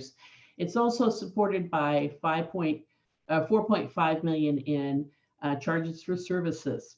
Now, prior to the formation of the EMS fund, it was a function of the unified government and was supported by property tax. So there was a passage of, and actually probably Doug can talk about this better than I can, but there was passage of a sales tax measure, that 1/4 cent, in order to support that. And the understanding, the agreement at the time was that that roughly $2.2 million would be of this 6.9 million would be given back to the unified government's city general fund because it was using an existing mill. So you understand that. So this is an enterprise fund, and theoretically, it's the charges for services are supposed to be in excess of the sales tax or tax level. So I mean, if you net out the 6.9. If you net out the 2.2 against the 6.9, you'll see that basically charges for services only pay for about a half of the total. So I question whether it should be an enterprise fund really, but so we'll see, maybe. So we are working with the fire department to improve or augment our revenue collection in the charges for services area. We have a number of ideas that they've raised with us. So we're going to be working on that in the coming year, or actually in the summer.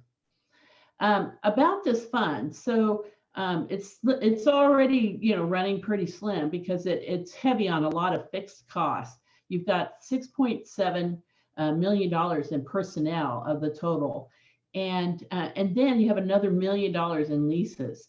So it was already running pretty slim. It ended the year with only $200,000 in cash. We were anticipating in the budget that actually it was going to be negative cash by 2020.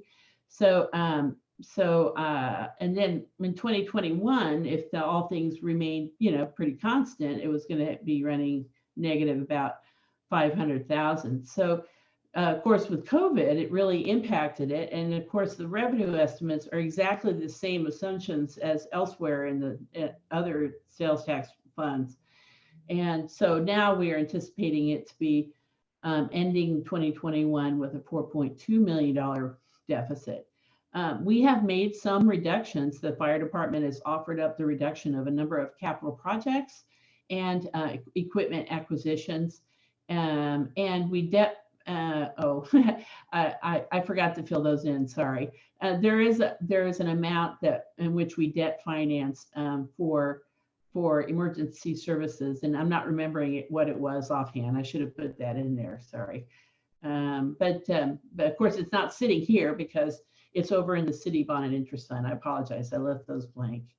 But what's left are just the leases, basically. Here's the leases, 800,000 roughly in each year. And then we have all this personnel, which are our paramedics. And we have a deficit position of 2 million and then another $1 million in the second year. Okay. So how does this all equate together, right? Hang on, I want a question. Yes. Go back to the last slide. Yes. I would like to see a detailed description of how we've spent this money in the last 5 years. You've got up here personnel costs, contractual services. So I'd like to see a detailed explanation of what we spent it on. Sure. Okay. No problem. How detailed do you want it? By account code? We can give it to you, no problem. I want it very, very detailed. Okay. Okay. All right.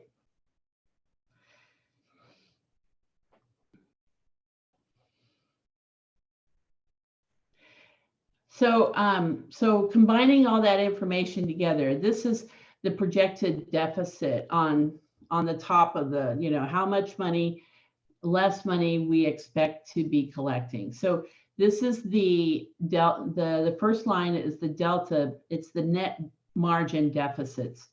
If I take you back to the beginning slides, we found that there was a difference between revenues and expenditures in the city general fund for 2020 of $23 million. For 2021, that was $15.7 million. In the special street and highway, it was $2.1 million in the first year and another $1 million in the second year. But there was a fund balance left at the end of 19 of $1.5 million. So we're going to use some of that fund balance. So that's a positive number there. In the emergency medical services, there was a difference between revenues and expenditures in 20 of $2 million, and then in 21, $1 million. So if you add up all these, you have a negative, revenue loss and projected deficit total of roughly $26 million. And then in 2021, it's 17.7 million. So the total with just these three funds, the total impact of COVID is roughly $44 million. Okay. And I think you can follow those numbers from the prior slides, but so what are we going to do about that? Well, so we have a budget balance. We've developed some budget balancing principles, and we want your input to let us know whether you agree with these. So the first is that, of course, we are going to continue to serve the community in focused areas such as public health and public safety. And we're going to do all we can to diminish the impact that our budget balancing principles will have on our workforce. But at the end of the day, we are going to focus on continuing our current core services that are most important to our residents, which is public health, public safety. So we are going to live within our reduced revenue There, and later on we'll talk about reserves, but for the most part, we need to redefine our organization so that we are living within our means. We have in the past and we can in the future. The third item is that we're going to identify expenditures that can be deferred. If there are things that we'd really love to do them now, but they can wait a couple of years, we're going to do that. All right. And we are going to aggressively pursue other revenues and other grant and funding assistance where there's opportunities. The third thing is we're going to manage the use of and replenish reserves. Those reserves, certainly they're here for a time in which there's an economic downturn or budgetary uncertainty or an emergency or a one-time pandemic. But over the course, the reserves are not a replenishing item. They're just there one time. And once they're gone, then you have nowhere else to go. So, and then lastly, as I mentioned before, we're going to really approach this from a very data-driven and transparent process. So whenever you maybe in the future find yourself wondering, wow, why are they giving us all this detail? It's because we want to be as transparent as possible. So, and if we are not providing detail that you think we should, please tell us, because we have all the detail and all the data. So, Commissioner Markley. Thanks, Mayor. I think these are all correct. I don't think any of them are wrong. I would just comment on the first bullet point. I would just be a little more specific. I think my biggest concern is our most recent survey really demonstrates very clearly that we are making progress in so many areas. And so my biggest fear, I was bemoaning this to one of my fellow commissioners earlier, my biggest fear is that we are going to backslide in these areas where we've made such incredible progress. So I think bullet point 1 is true. We do want to continue serving the community, but I also think we need to focus on how we can spend our money in a way that doesn't cause a backslide in the progress that we've made as demonstrated by that survey.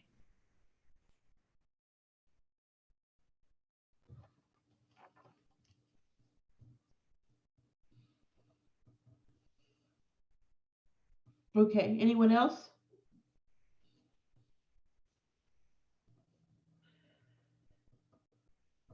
I'm not seeing any. All right. All right, so we'll start off with some budget balancing options. So we're calling this one the targeted deferral. So what initially, the first thing we did was we asked the departments to go through and look at their current year budget and tell us where they can make reductions so that we're back to what they spent last year. And so by doing that, that's just in other operating expenditures. So we're not talking personnel because so it's in supplies, commodities, professional services, contracts, that sort of thing. And those, if you just do the math, they roughly equate to, just in the city general fund, they equate to $1.4 million. Now, we are asking departments and all the other funds to do the same, but right now this presentation is pretty much just about the city general fund. So just keeping it to the city general fund. 1.4 million, okay? And of course, there's some challenges there because some of our existing contracts have inflators, you know, the trash contract, the transit contract. So it's going to be challenging. But I should point out that the departments have been very, very helpful, and we've achieved this already, and we have the list. So this is generally the target. This slide here is budget balancing option. It's city, county, general fund, administrative reallocation. And Doug's going to talk about this slide. Thanks, Kathleen. This is kind of one that surprised us a little bit. And it really was when we started working on last fall. We had a lot of questions over the years. I would say probably a stronger push in the last year from Bonner and Edwardsville, feeling like we were disproportionately charging the county a higher amount for services I will say inherently, I never thought that was the case because I would see these ratios, though when we looked at them and looked at where the county was, it was never in a position to assume more to the actual expenditures. So staff started going through and breaking these out, and it's interesting that it's come about now at a time, I guess, we need to look at making sure we have these allocations all right on. And it's also helped by priority-based budgeting because we broke out everything in greater detail. We can see exactly where the expenses are going. So if you see, one of the obvious ones is on top, the mayor and commission. If you look at budgets there, we disproportionately have this currently budgeted heavy to the city side versus the county. And so then we started breaking out in other areas, and they're not all just, you can't just look at it and say, well, the city's generally 70 or 2/3 of the budget and the county's the other third, and break it out that way, because there are different areas where you spend more in one area over the other. But in our general government, when you look at human resources, finance, legal, county administration, our breakout is about 87 and 13%. Again, very heavy on the city side for how we're seeing that should be broke out. Then another general government, this one is more heavily hit on the county side. And you do see that because this includes things like motor vehicle, treasury. So if it's a fund or an activity that is fully within what would formerly be the county service, it stays there. And that's why you see more there. Though we did find some other areas like 311, and we've talked about that for a while, that why is it completely over on the county? So we're taking movements to shift that part of that funding back over on the city side. And then public works, it's primarily in the city side, which is probably fairly accurate for where it'll wind up. But in the end, when we started going through and these percentages go through a few pages, and our plan is that as we produce the budget this year, we will put documents in place that show just how we're dividing all the different areas. So we're very transparent about this and everyone can see. So the questions don't come back, but it's the initial review on it appears as though we're probably charging the city about $3 million more than we should be. And that's a significant enough number that it shows up when we start going through this reallocation of where we are in the budget. So we wanted to tell you this. This is operationally, it's just like I said, it's when we probably didn't think we were ever there before, that it was disproportionately the other way.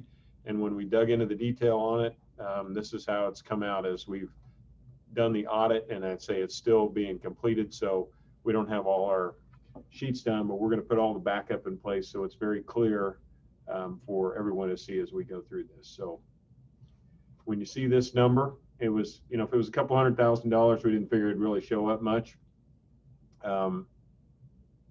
It looks like it's going to be a significant number that it shows up as we balance our budget. Any questions on that, or? Okay, Kathleen.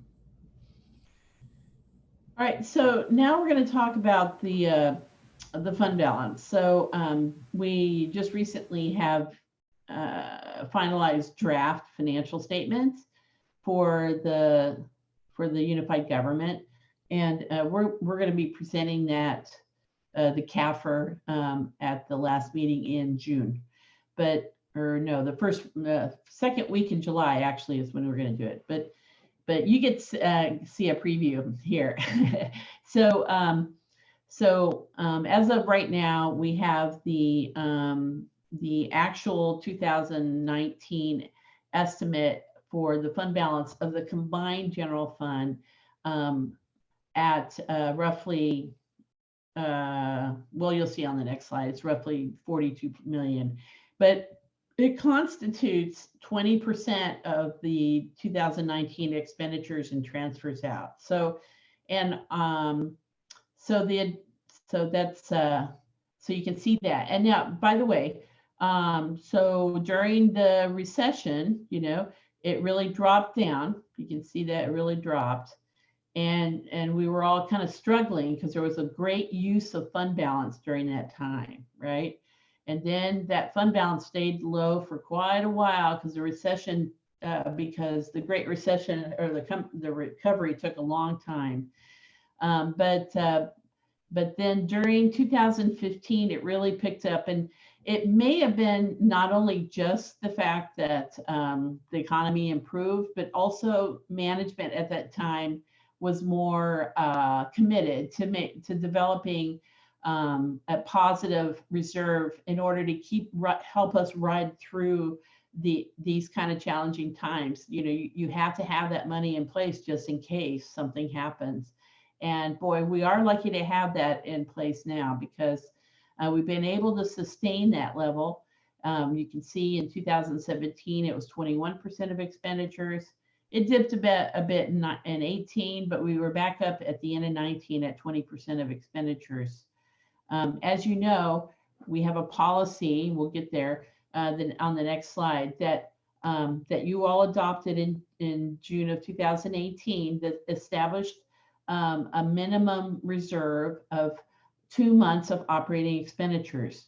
So operating expenditures include transfers in or transfers out. And so 2 months, if you divide 2 into 12, that equals to 16.7%. So, you know, rounding up, it's roughly 17%. So you've talked a little, we've talked about that 17%, and that's where that comes from, dividing 2 into 12, right?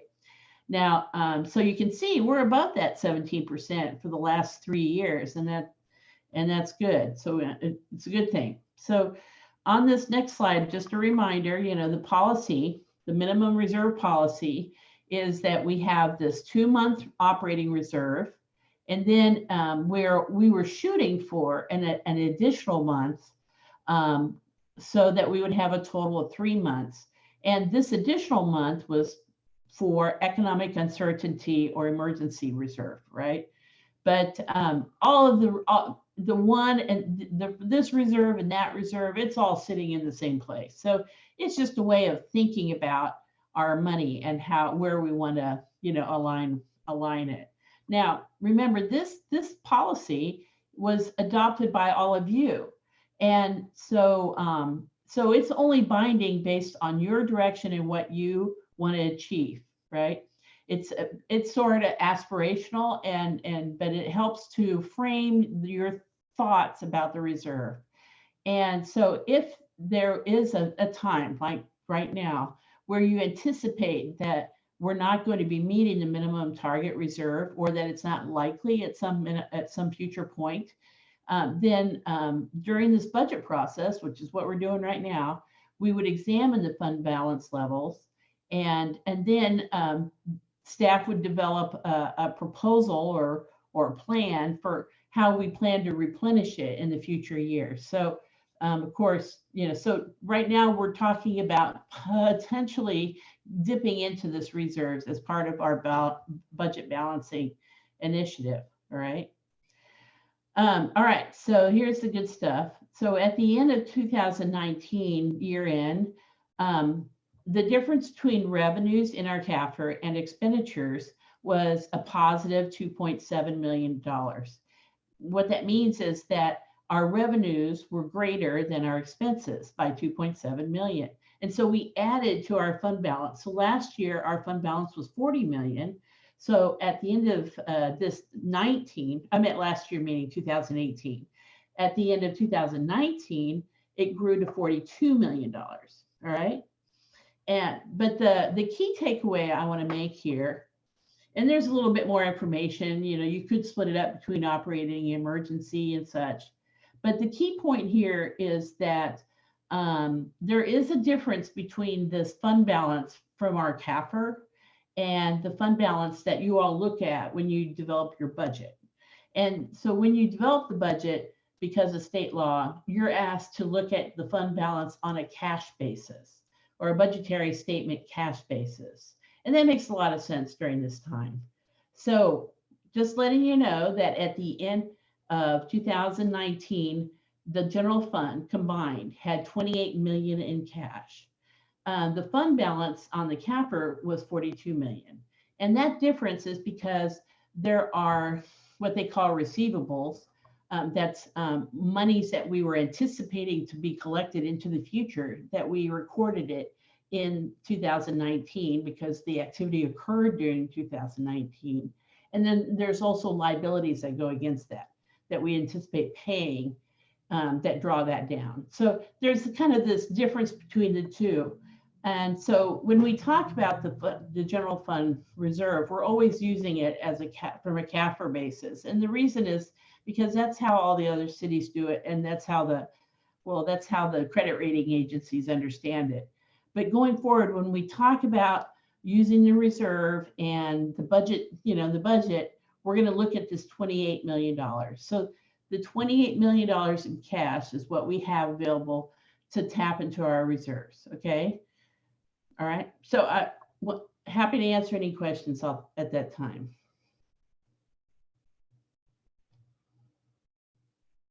Okay.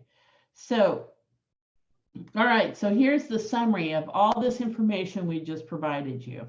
So you remember at the beginning, we provided you just this piece here, which is that revenue piece, the piece that of the revenue loss or net margin deficits in the city general fund, the special street and highway gas tax fund. The little bit we're going to use the fund balance that ended in 2019 in the street and highway fund, and then the emergency medical fund marginal deficit. So if you add up all those, there's that same number that you saw at the beginning of the presentation. So some current options that we've identified based on our analysis is that we are, recommending that we use fund balance in 2020 in the amount of $7.7 million. That is, that's a healthy use of fund balance. Remember, you're subtracting from that $28 million figure. So basically, you're going to end up with only $20 million in cash. And we do have a lot of variability throughout the year on spending. So, so how much cash can you use is another question that we may get into in another workshop, right? The other thing is we have deferrals. I listed those, bringing back all of the other operating expenditures to the 2019 actuals. That's $1.4 million. The realignment of city county administrative costs, that adds another $3 million to the equation, although the county has to pick up the $3 million. And then we reduced, these are all based on the baseline budget. So we reduced $7 million in cash funded projects and 400,000, not million, sorry, 700,000 and 400,000 in 2021. And then we took off the ledger for the city general fund and decided to debt finance $2.5 million in projects for both years. Now, the last three items were not talked about in the previous slides. We are proposing to postpone our annual repayment to the sewer fund for a loan that we took out in 2015. Right now, the outstanding balance the city general fund has against that, the sewer fund, is about $1.5 million. And what we're suggesting is that we postpone these 2 years payments and resume that loan repayment in 2022 to carry us over through this time. And then there is a $2 or $3 million fund balance in the environmental trust fund. And so that those funds are, we elected amongst ourselves via an ordinance to transfer resources to that fund to cover a potential liability if there's a disaster or an issue with the landfill. And so, there is an annual assessment of the liability of that landfill and the likelihood and cost of that if there is a disaster and the associated costs. And we look at that every year and we book that liability in our balance sheet. And so it's based on an engineering study. The liability amount is only $400,000, and we have about 1.2 or so million in that environmental trust. So we're basically setting aside more than we probably need. So we're recommending that we pull $500,000 out of that fund just because it apparently is in excess of what it ought to be, because it's far in excess of the liability amount. And then lastly, we would like to borrow, we're proposing to borrow $1 million from the Convention Tourism Fund, which has a healthy fund balance. There are some expected future projects that we're all excited about that are very focused on the development and promotion of conventions and tourism. But there is also the availability of another $1 million in there. And so what we are planning on entering into an inter fund agreement per se, management agreement between the Convention Tourism Fund and the City General Fund, so that the terms of that repayment and the will be set so that it's all very clear. So, so given all these adjustments, we've identified $17.2 million in current initial options that are available to us. And then in 2021, $6.4 million. So if you subtract the 17 against the 25 or $26 million deficit, you'll get a delta of 8.7. And then in 2021, if you take the 6.4 million that we've identified against the 17 or 18 million, you'll see that you still are short $11 million. And so this is the shortage that we are not now grappling with. If you agree to all these adjustments, we still have this amount that we need to find. And so as a last resort, as you can see, we have put this last line on here, which is a hiring freeze or other personnel cost reductions. And these are reductions that would impact just the City General Fund. Of course, we could make reductions in these other funds too to diminish the deficit. But so that's where we are right now is, and you know, if you have ideas on some of these others that we can add to the top of this list, it would diminish this number here. But of course, you have to keep in mind that we have a lot of state statutes that we still have to follow, regardless of whether we're being threatened with insolvency. So we have to keep all those in mind. We can't just take money out of funds and use resources that state statutorily we're not able to use for anything but what they're set for. So it's been pretty challenging. I'm going to have Doug talk now a little bit. Thanks, Kathleen. And Mayor, if I could, before you shift over, I know there's a couple hands up for questions. I just wanted to add on her point that there's a whole lot going on in this slide, and that's why there was a lot of buildup probably getting to it as we get to the point of summarizing just where we can come to with each area. A couple of things I have to point out when you come over here and you start looking at 21 and you continue on from debt finance, you know, the 2.5 million, 20 and 21. That's not sustainable. So we have to look at things like that. If I have to correct our overall budget area and build that back in as a cash item. You know, I can't be debt financing that away from there because that doesn't go long term for that. Same thing, like we got to start paying back the sewer fund. Then we're gonna have to start paying back the convention and tourism fund. You know, so you know there's quickly a few more $1 million that get added to our budget. And this does not assume any real increases in cost of 21 or 22. There's no built-in pay increases for any of our employees.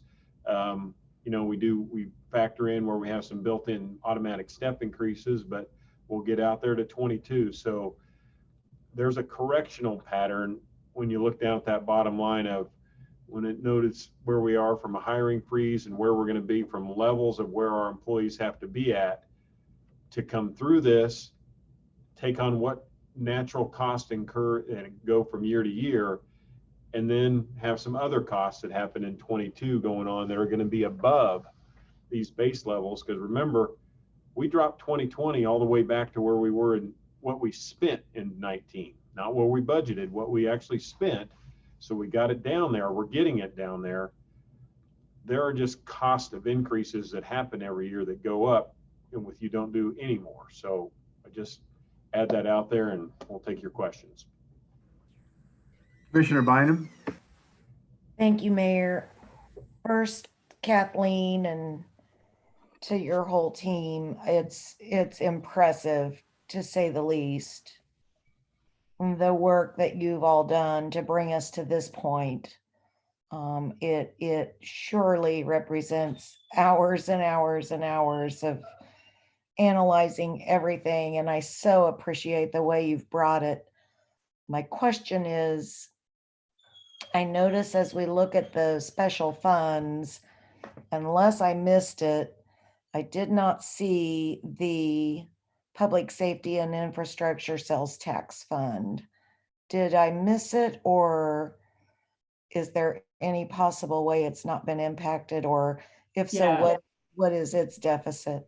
Yeah, we through our work with the departments, we were able to cure that fund. So it's now in a positive position with all of these adjustments that we made. I see. I gotcha. So that when we say dedicated sales tax, we mean public safety and infrastructure. Yes, that's right. Okay, thank you. At that time, I thought we were talking about EMS, and then you covered EMS later.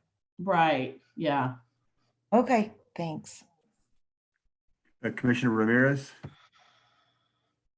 Thank you, Mr. Mayor. Thank you, Kathleen, to you and your staff, and Reggie. This is not an easy thing to come to grips with and compile all this information and keep looking at the impact. So thank you for all that you're doing. The question I have, back on our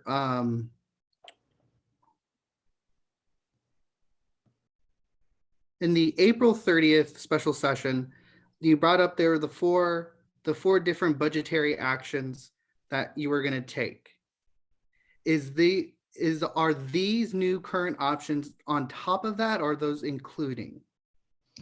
Yeah, so at the time we came up with the deferral of other operating expenditures back to 2019.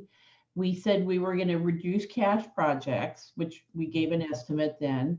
We were going to reduce equipment acquisition, and then I'm forgetting what the fourth one was. Oh, we're going to reallocate. No, we were going to reallocate city county administrative costs, I think. And it was reserves, Kathleen. Or reserves. Yeah, I don't think we had that reallocation on the table yet. Then we weren't there, but. Okay. Well, anyway, so those are all still here, whatever. And so now there's more to the list. So this is just an expanded list from those originals. Yeah, and then what I presented at that meeting, we were just looking at the general fund, but now we have deficits in these other funds that add to the problem. So okay, thank you. That was the only question I had. Commissioner Townsend.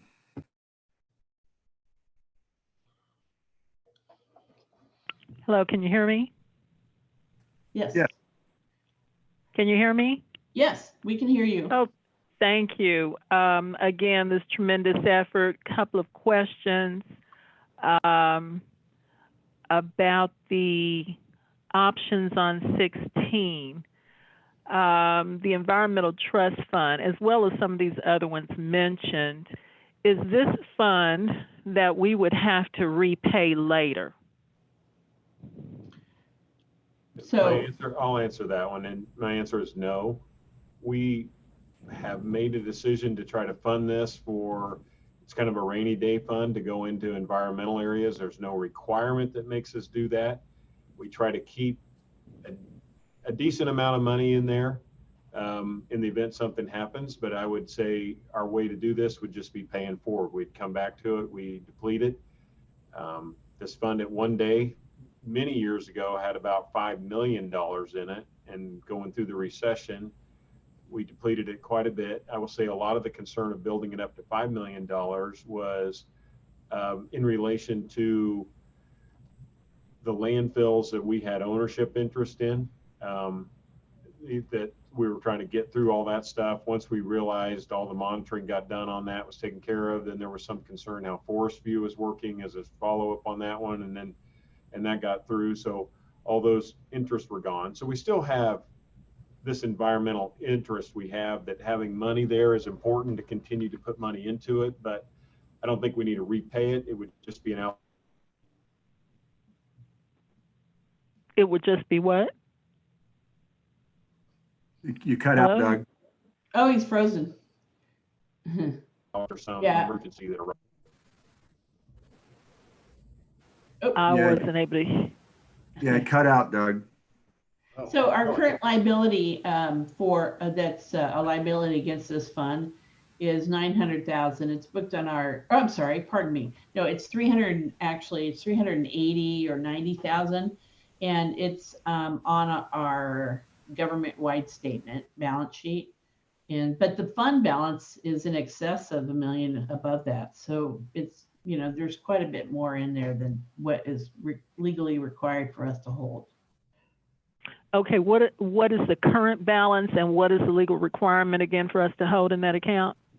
Well, so the liability is around $400,000, and if I'm remembering right, the fund balance at the Environmental Trust Fund, I'm just going off the top of my head here, is about 1.2 to 1.5 million, around there. I just don't remember exactly at the moment. Okay, and when you say the liability mentioned about 400,000, is that a minimum requirement to be kept in the fund? I would say yes. Yes, that is. Yeah. It's established by an independent engineering study. So, and it's amortized every year. Okay. Of the current options on that section, still at slide 19, are there any other funds in there which we would be required to repay over time? The Convention and Tourism Fund, we're going to be borrowing that one. So that the resources that are collected for that fund are set by ordinance. So I mean, you can change them, but state law is very restrictive about how you can use transient gas tax money. But you can borrow against it, but we'd have to repay it. Okay, thank you. Yeah. Commissioner Johnson? Yes, thank you.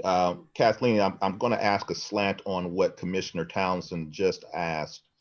My question, as I recall when I was somewhat of a newbie, is that we had funds at that time that we were repaying, and I'm wondering, are there still funds that we had already borrowed from in the past that we are currently repaying on top of what is reflected in this report on page 16?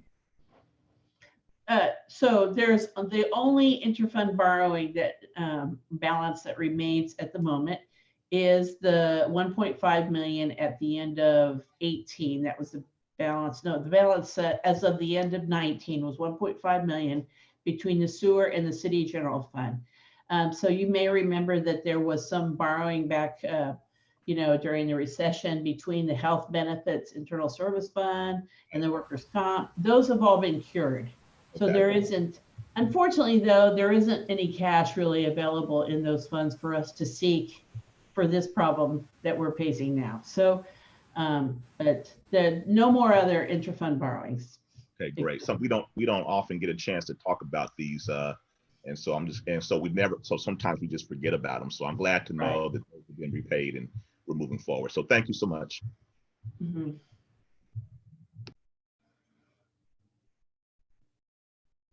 Commissioner Ramirez?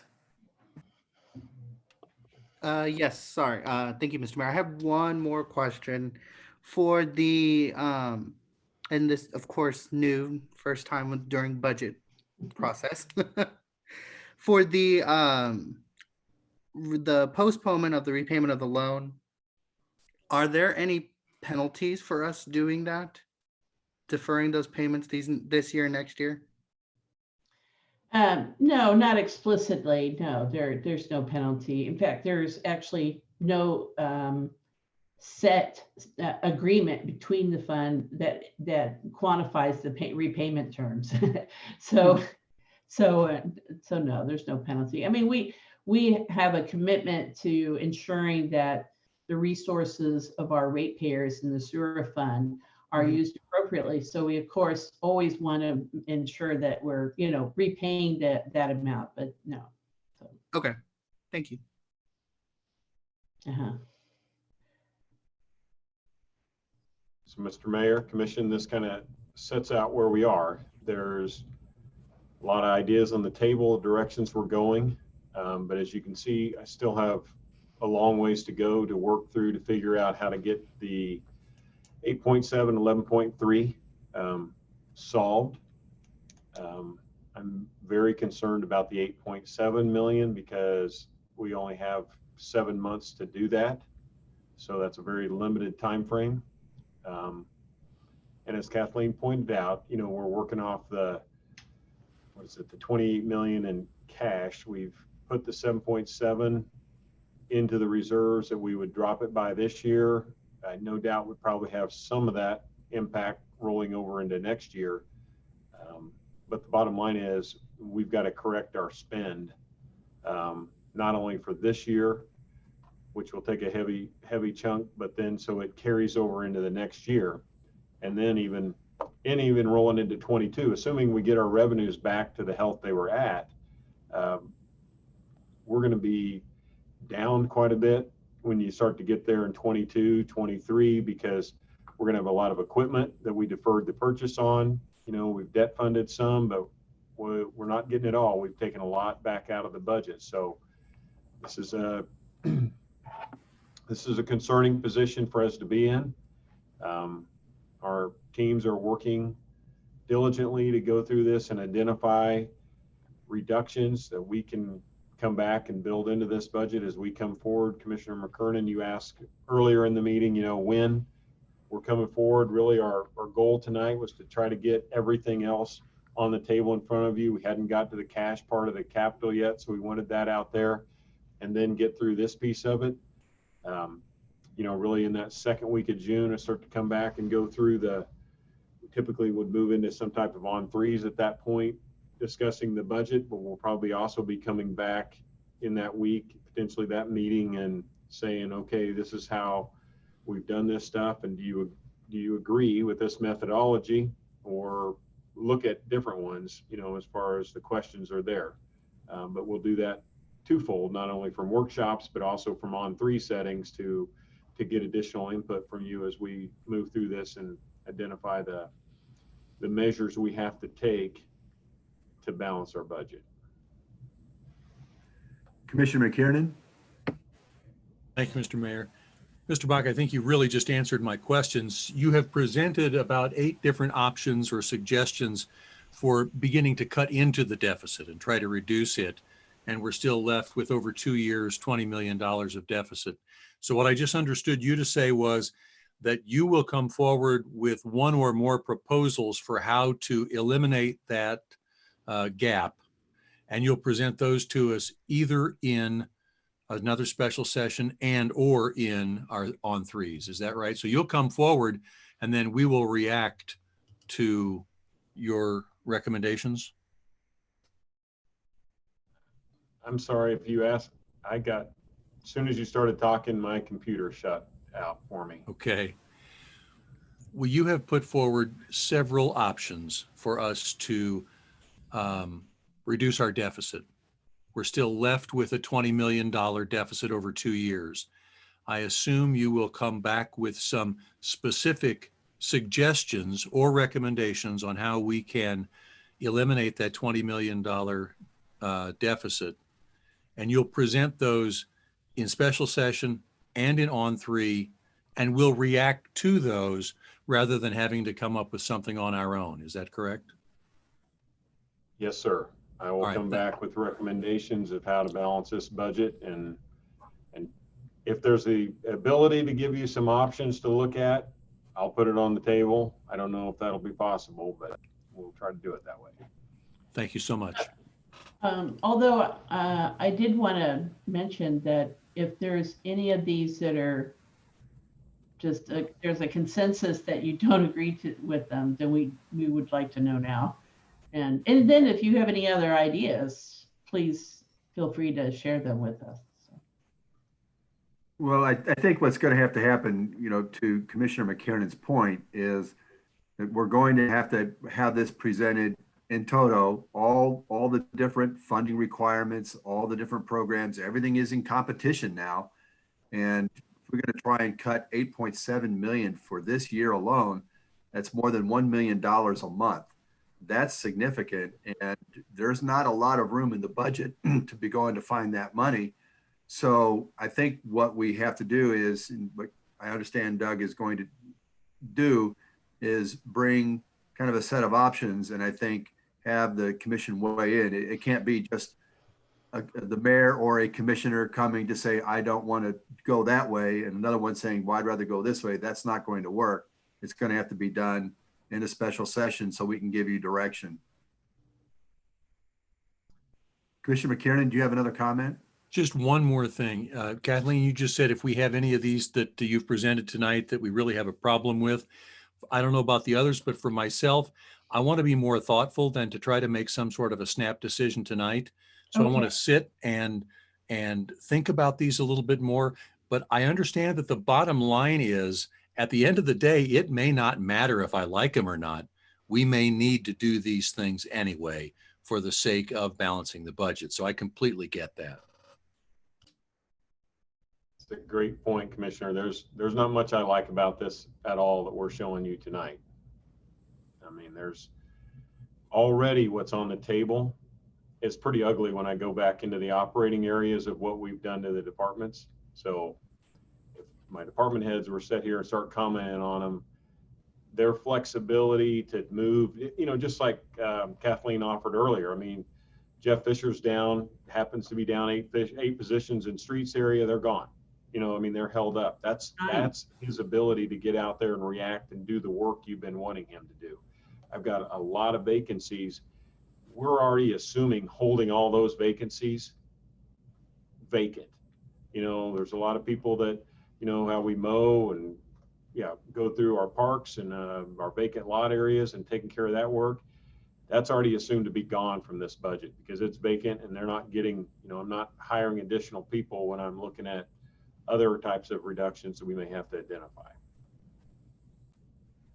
Yes, it's really, unfortunately, you know, this is a stark report, and, you know, we can be discouraged by it if we choose, but it's really an opportunity for us to sharpen our focus on what the services we have to provide. I am concerned that what we're going to see a trend for the next couple of years, maybe going to 3 years, more deterioration of our public infrastructure, obviously a deterioration in the quality of our equipment, our building stock.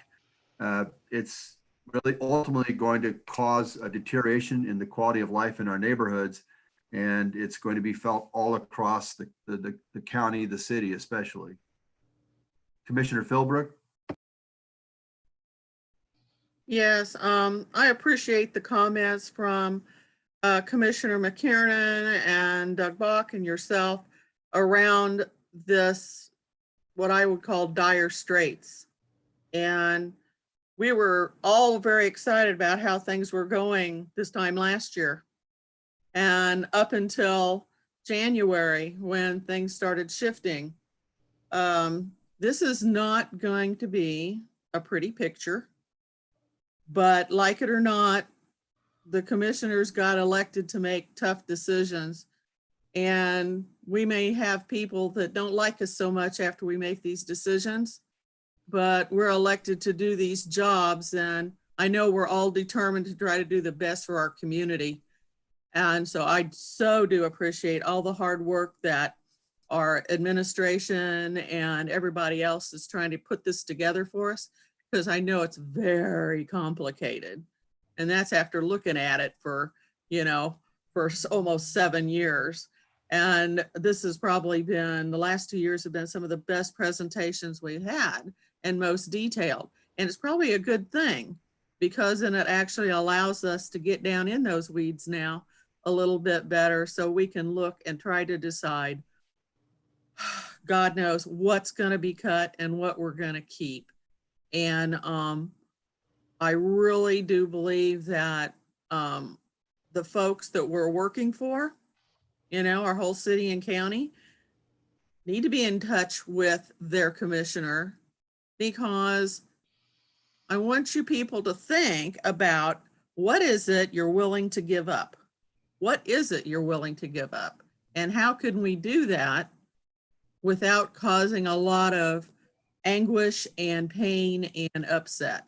And so, you know, all you have to do is let us know what you're thinking. That doesn't mean we can do it, but if we don't hear from you, then we don't know what you're thinking. And I don't like to assume any of that. So thanks for letting me say that. Commissioner Johnson? Thank you, Mayor. And Doug, Kathleen, you know, I'm the kind of guy where I just want you to give it to me straight. And I think you guys have done that. I think Commissioner McKiernan said it best. The decisions may have to be made regardless of what we think. And I think I would just ask all of my colleagues just to be as flexible and as thoughtful as we can be relative to where we are right now. The other thing that I would add is to make sure that we are communicating where we are as well to our community in a way that they can, you know, absorb it and be aware of, you know, the real implications that this virus has put upon the local community beyond what we see on cable news, beyond what's going on in Topeka.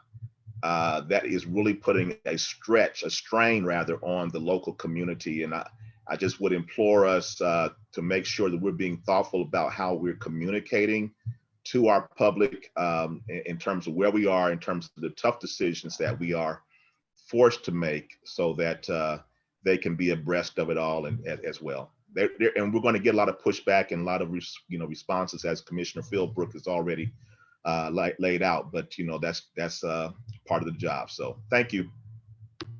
Thank you.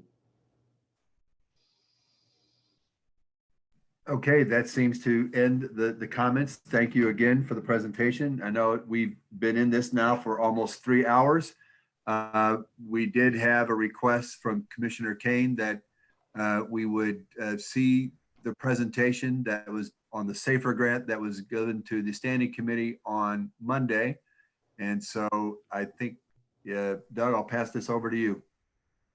Okay, Mayor, I think you set it up, and since time is there, Chief Callahan is online. He presented in front of the standing committee Monday evening. Chief, I will turn it over to you. I know you have a short presentation, so you can get to it.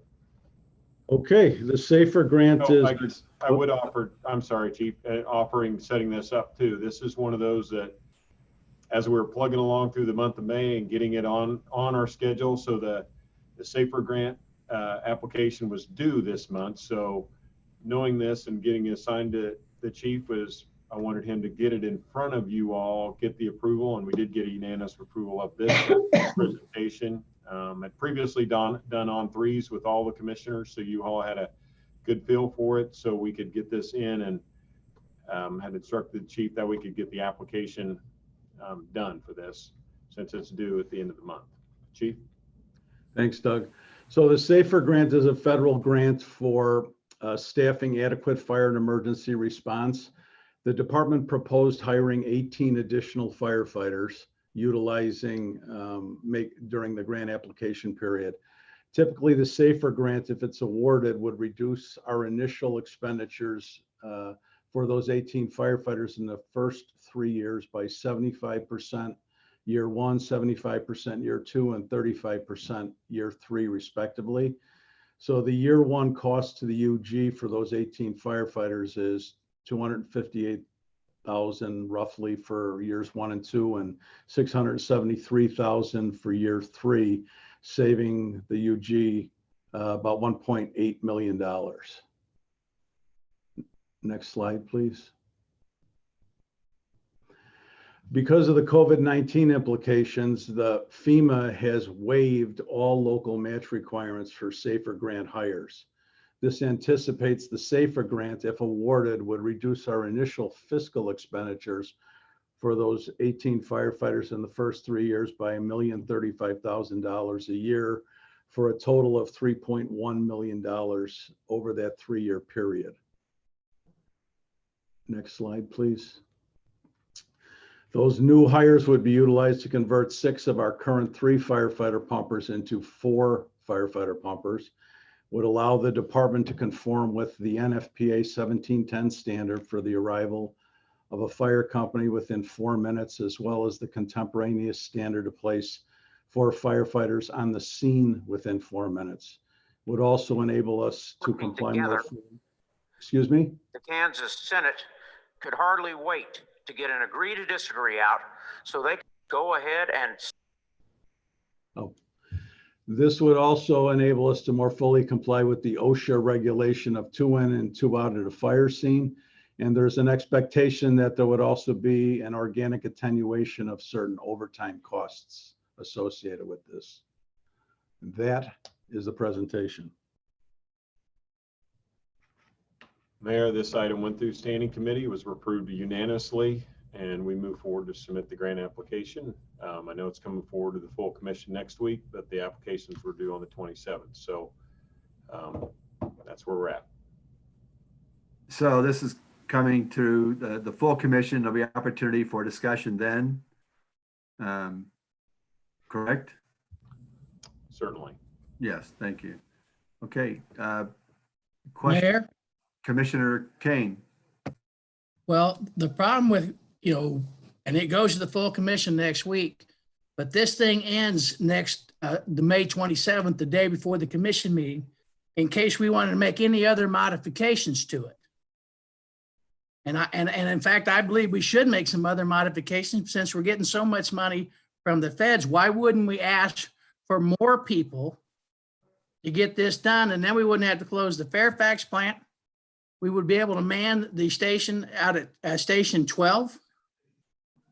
And the thing is, this is a request to get this application. Why would you only ask for a few when they're going to pay this much money to cover it?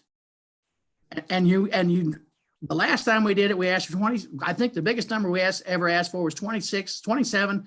Then we asked for 16 later. If we wait till next Thursday to discuss this issue, it'll be after the fact.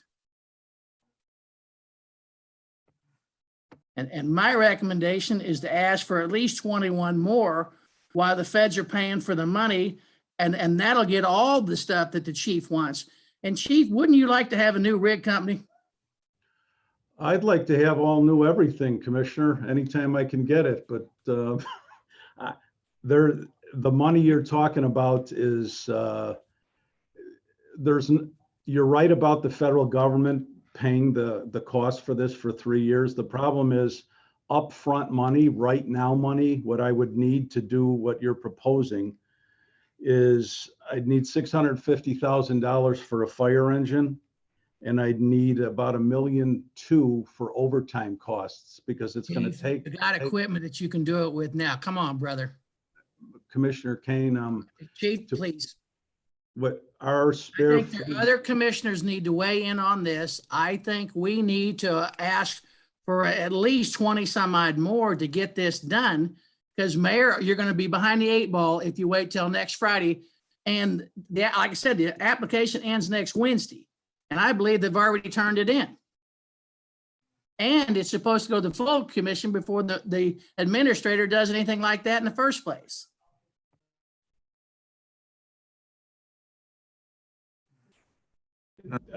Correct on the standpoint, but I didn't want to lose the opportunity to get this grant. So after having unanimous approval from the standing committee and having talked to all the commissioners and on threes before with all support, I submitted it, even though now we could, if the commission denies it on the 28th, we could pull it back. But I'd given the chief that direction some time ago that once we move through get through the standing committee support, will be good. Let's get the application in, because we don't want to risk losing this grant application. And that's why I say we ask for more people now. And if they say they're going to give you 40 and we can only figure out and take 30, then why wouldn't you take what you could get? There's no reason not to add to that number now, since we're not going to have to pay for it. We might have to turn down some that we can only cover so much. But why the federal government is paying for this, I think this is a golden opportunity to go ahead and submit some more. Can we not do that, Doug? We can request more people. I think when I put it forth, it's kind of the sustainability aspect of it. I mean, when you make a plan to add additional firefighters. I would like to see us have a plan that has something to hold on to them after the 3 years. I mean, and if it's acknowledgement that we recognize there's going to be additional tax dollars or some other funding source that'll cover them, great. I just would like you to think about it from that perspective. I know when we already have a sales 18, we made a decision. There was some opportunity to offset some costs we thought with these coming in, and that gave us sustainability to keep these people employed after 3 years. So I would ask you to at least look at that factor. And we have the sales tax, so we could put some money aside. That's why I asked for that, see where the money's spent. You know, and then you got to remember that we have attrition 7 to 8 employees a year. So by the time this rolls around, we'll be in pretty good shape. And why not have the monies? Because we can use the money now and then work our way into covering this up in 3 years. But we've never had the opportunity that we have right now to go ahead and hire folks and let the feds pay for it. Because if we let this go, and like you said, it's a virus issue, why don't we use the money that the feds have to get this done? And if we miss this opportunity, then it's going to cost a couple $100,000 that we would not have had in the past. And I think this is something that we really, really need to think about and say, folks, let's bite the little bit of bullet here now, because, and you know, you talked about closing 15. We know we don't have enough folks to go out west, and we can utilize old equipment to get all this done. We can utilize old equipment. I wouldn't recommend it, but I still need $1.2 million for 10 months of overtime. And based on what Kathleen just said, I'm not sure that's coming. Commissioner Burrows?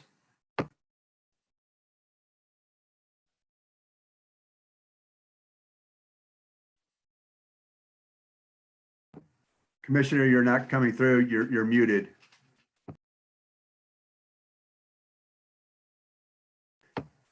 Commissioner Townsend? Thank you. Couple of questions, Chief, or Doug, Mr. Administrator. On the face of just the 18 and with the numbers that you showed, does that stand, those numbers, whether or not 15 is closed and 5 becomes the primary for Fairfax? You want me to take that, Doug, or? Sure, Chief. So, Commissioner, the 18 people that were requested, there's a parallel track here. Those 18 people that we originally requested had nothing to do with 15 or Fairfax or the station on Hutton Road. That was a completely separate track. So I don't want you to conflate that issue. That was to take 6 of our pumpers and make them 4-man pumpers, to make them more NFPA and OSHA compliant. That's what those 18 were requested to do. So we can look at this apart from the other issue that I just mentioned, whether Right. 15 is closed or not. Right. Yeah, the 18 is a separate issue. Yeah. Okay. The other question I have, and I don't see this up on my screen. Let me see if I can minimize this. What were the percentages again that the federal government was going to pay of the cost in years 1, 2, and 3 again? 100%. For all 3 years? That's correct. Okay. Thank you. Commissioner Bynum. Thank you, Mayor. I know Commissioner Burrows had been trying to speak, so if he's back on, I'm willing to let him go ahead of me. If you want to give him a minute. It seems From what like I can tell, he's off the, Oh, he's, okay. yeah, he's not had his hand up, so. He doesn't have his hand up, so go right ahead, Commissioner. You're muted, Commissioner Bynum. Oh, thank you so much. A couple of questions and a couple of clarifying statements, I guess. I know that the SAFER grant for 18 positions that we brought unanimously through standing committee was not equated with staffing a new Piper station or keeping the 15 in Fairfax open. That's correct. Commissioner Kane is suggesting that we double the amount that we asked for. And I think I understand that part of the reason, sorry, I've got a very unhappy dog here too. I think I'm understanding that part of the reason we would double it is so that for 3 years, we would have enough that we could also staff Fairfax, or excuse me, Piper. However, if we double it, on Monday night, you indicated that the answer to my question of costs in year 4 for 18 firefighters would be $1 million. So I can only assume that costs for 40 firefighters would be more than 2 million. Costs that we would pick up in year 4, carry forward. But it seems to me that even if we ask for 40 right now, we've got a fire station in Piper that needs to be manned soon, sooner than we would hire 40 new firefighters through a SAFER grant that was paid for 3 years. And so what I'm putting forward to this body, and specifically to our mayor and our administrator and the chief, is a request. And I'm completely open to expanding the number of positions we ask for in a SAFER grant. But the more immediate need is finding a way to staff a new Piper fire station, given our current resources. And I don't think that reality has changed. And the request that I'm going to make right now is that we pull together a task force of people, a subcommittee of people that includes administration, fire administration, at least 2 members from our Firefighters Local Union 64 Executive Board, at least 1 commissioner. I've not asked Brian McCarran if he would be that commissioner, but I think he would be the perfect commissioner.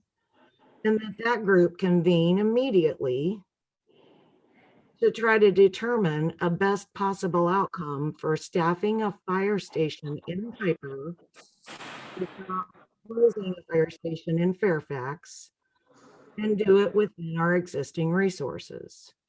And with that being said, I will reiterate that if we decide we want to ask for 40 new firefighters, I'm good with that, as long as we all recognize that in year 4 we pay for them. But that's the request I'm making for us today. Thank you. Commissioner Burrows. Thank you, Mayor, and I apologize. We was called to the House floor. I'm going to rise in support of putting an amendment onto the SAFER grant request and encourage us to give consideration to the amount of projected turnover that may happen within the fire department due to retirements and or any other unforeseen circumstances that may come forward. We've already seen a savings of a little over $1 million with the fact that the SAFER grant will fund the 18 for 3 years at 100%. We will be right back again within 2 or 3 years of needing a SAFER grant for additional employees. I am a strong supporter of public safety personnel, including our police, sheriff, fire department. I believe it would be the prudent thing for us to do is to amend this, and we could request the 38, 39 if we don't need them when we choose to sit down after should we have the task force appointed as recommended by Commissioner Bynum, I would assume that we would give strong consideration to keeping our fire department well-staffed and well-manned. The least we could do is support our firefighters when they are supporting us in some of the most challenging of times. So I strongly encourage us to give consideration to amending our SAFER grant request and increase the amount of personnel to man not only the Fairfax facility, keep it manned, but the new fire station in Piper. Chief Callahan, can that grant be amended, or would it have to be a separate grant? No, we'd have to rewrite the grant. It's written. My only, and I don't have a problem rewriting it. My only problem is looking at it through the eyes of the grant reviewer. With no substantive change in the grant application informational package, they might look askance at a supplemental request for 21 additional personnel, especially since it was made between last Thursday and this Thursday, but I don't have any objection to doing it. I'm concerned about, I don't think we're attriting at the rate Commissioner King believes we are. So in year 4, there might be some tough decisions that have to be made with the personnel who are brought on. So in other words, you're saying that if we were to bring on additional 21, then we'd have to, again, find the way to fund those. And then if our revenues don't recover, if we've not repaid all of our reserves, done those things, then we're again scrambling and probably have to lay those individuals off. Is that what you're saying? Correct. And then just for everyone's edification, the number isn't 21, it's 23. So it's an additional 23. Well, if I may, Mayor, I also want to bring to attention the amount of overtime that would be addressed by additional personnel. And I think those numbers in and of themselves can be supportive of maintaining a healthy workforce. Through this COVID impact that we've had on our community, I think it would be a prudent time for us to advance additional requests due to the fact that personnel have been impacted and our overtime was impacted, as well as our local budget. If we'd had additional personnel, we wouldn't have had to struggle with the amount of overtime that was paid during this crisis. Commissioner Callahan, if additional 21, would that solve overtime problems, or 23 overtime? No, it would not. Sending new firefighters out isn't gonna forestall overtime. They still have to come to work. I wouldn't look at that in terms, it would solve staffing a station, but it's not gonna obviate additional overtime. So I guess I'm Last thing. going to suggest is that I know I'm not opposed to the idea of a task force. I think this is really something that has to be worked out at the commission. And of course, I'm not opposed to asking that we would submit a second SAFER grant application in addition, but I would not want to jeopardize the one that is currently in play. I think we let one move forward as is. It's already been moved through the standing committee. It's going to come through the whole commission. But in the meantime, if an additional grant were to be applied for, I'm fine with that. We could always back away from that if necessary. But the larger issue of the closing of the Fairfax station has not been resolved, and it's got to be done in the larger context of the total budget. It's clear no one wants to close a fire station. It's like no one ever wants to close an elementary school. These are things that are very important to a community. It's simply a matter of how do we best serve the community. If we can continue to provide the necessary fire service at the quality, we need to do that. But we also have to do this in ways that we can afford. This is why I'm going to suggest that we might, Chief, if you would pursue perhaps putting together another SAFER grant request for the 23, if that's what it is, But then we're going to have to solve for the equipment cost and any other additional costs. And that's really, we're not in a position to do this tonight. I think the issue has been brought forward. We can continue to move it forward. But I'm not convinced at this time that a task force is what is necessary. This is really the work of the commission, the staff bringing it to us. And I'm at this point, I'm not inclined to do that. Commissioner Kane? Yeah, you know, a second one's fine. And I don't want to jeopardize the first one. The second one is fine. They've already got the other one there. And then we're asking to see if we can get it. Correct. And that give us time to look at our situation and see what's going on so we can get past this budget and worry about that. And then she's going to have to pay overtime no matter what. He'll have to pay less when this thing resolves itself. But I think we're better off if you want to apply for 2, that's great. And then after we get done, we get past the budget, and we won't know that until it comes back. And you know, I don't know, Chief, you couldn't amend the first one? Yeah, we could rewrite it and send it. Well, we can't amend it. It's in Washington. We hit the send button after it got approved. The committee All right, approved it. so we would just have to send a second one. That's correct. Well, I'd rather send one, but if we have to send 2, I don't know what else to do. Commissioner Bynum? Thank you, Mayor. I will certainly respect a decision that you make.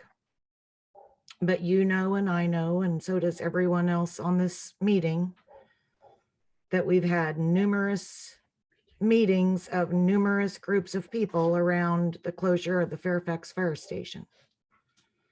And the reason I'm bringing forward the concept of a task force is because, number one, the last time we talked about this at full commission, we did ask, you know, that we have more time, that we take more time and study and have more information. Secondarily, that we acknowledge that the direction given to Doug Bach to staff a new Piper station was to do it within existing resources. And third, because I think it's time to bring everybody to one table. And I feel like we've been sitting at 2, 3, and 4 different tables throughout this discussion. I don't personally find that it's been terribly productive. I would much prefer to have the voices at play in this discussion at one table. And I truly believe commission representation needs to be there as well. And that's why I'm saying the 4 groups that I identified: administration, fire union, and commission. Because among those people, the expertise is there to bring forward to the rest of us some options that can actually be looked at in detail about a way to staff every fire station we have with the existing people we have. Because again, I assert, no matter how many positions we ask for in a safer grant, we have a fire station we need to open in the next 60 days. So that is why I'm making that proposal. And again, I respect your decision and your ability to make it. So just want to reiterate why I'm asking for it in the first place. Thank you, sir. And I think that's an excellent idea.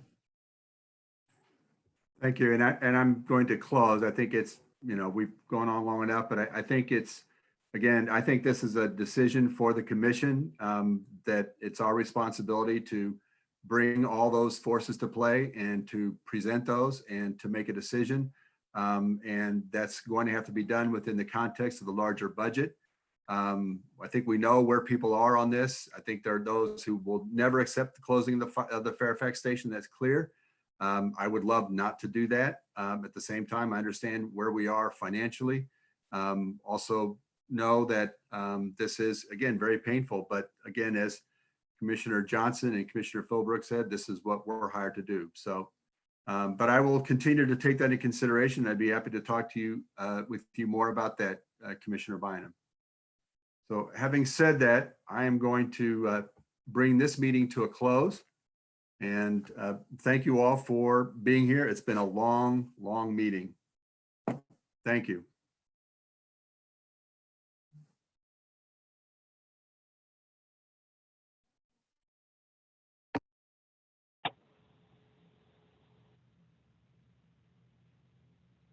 Thank you, Mayor.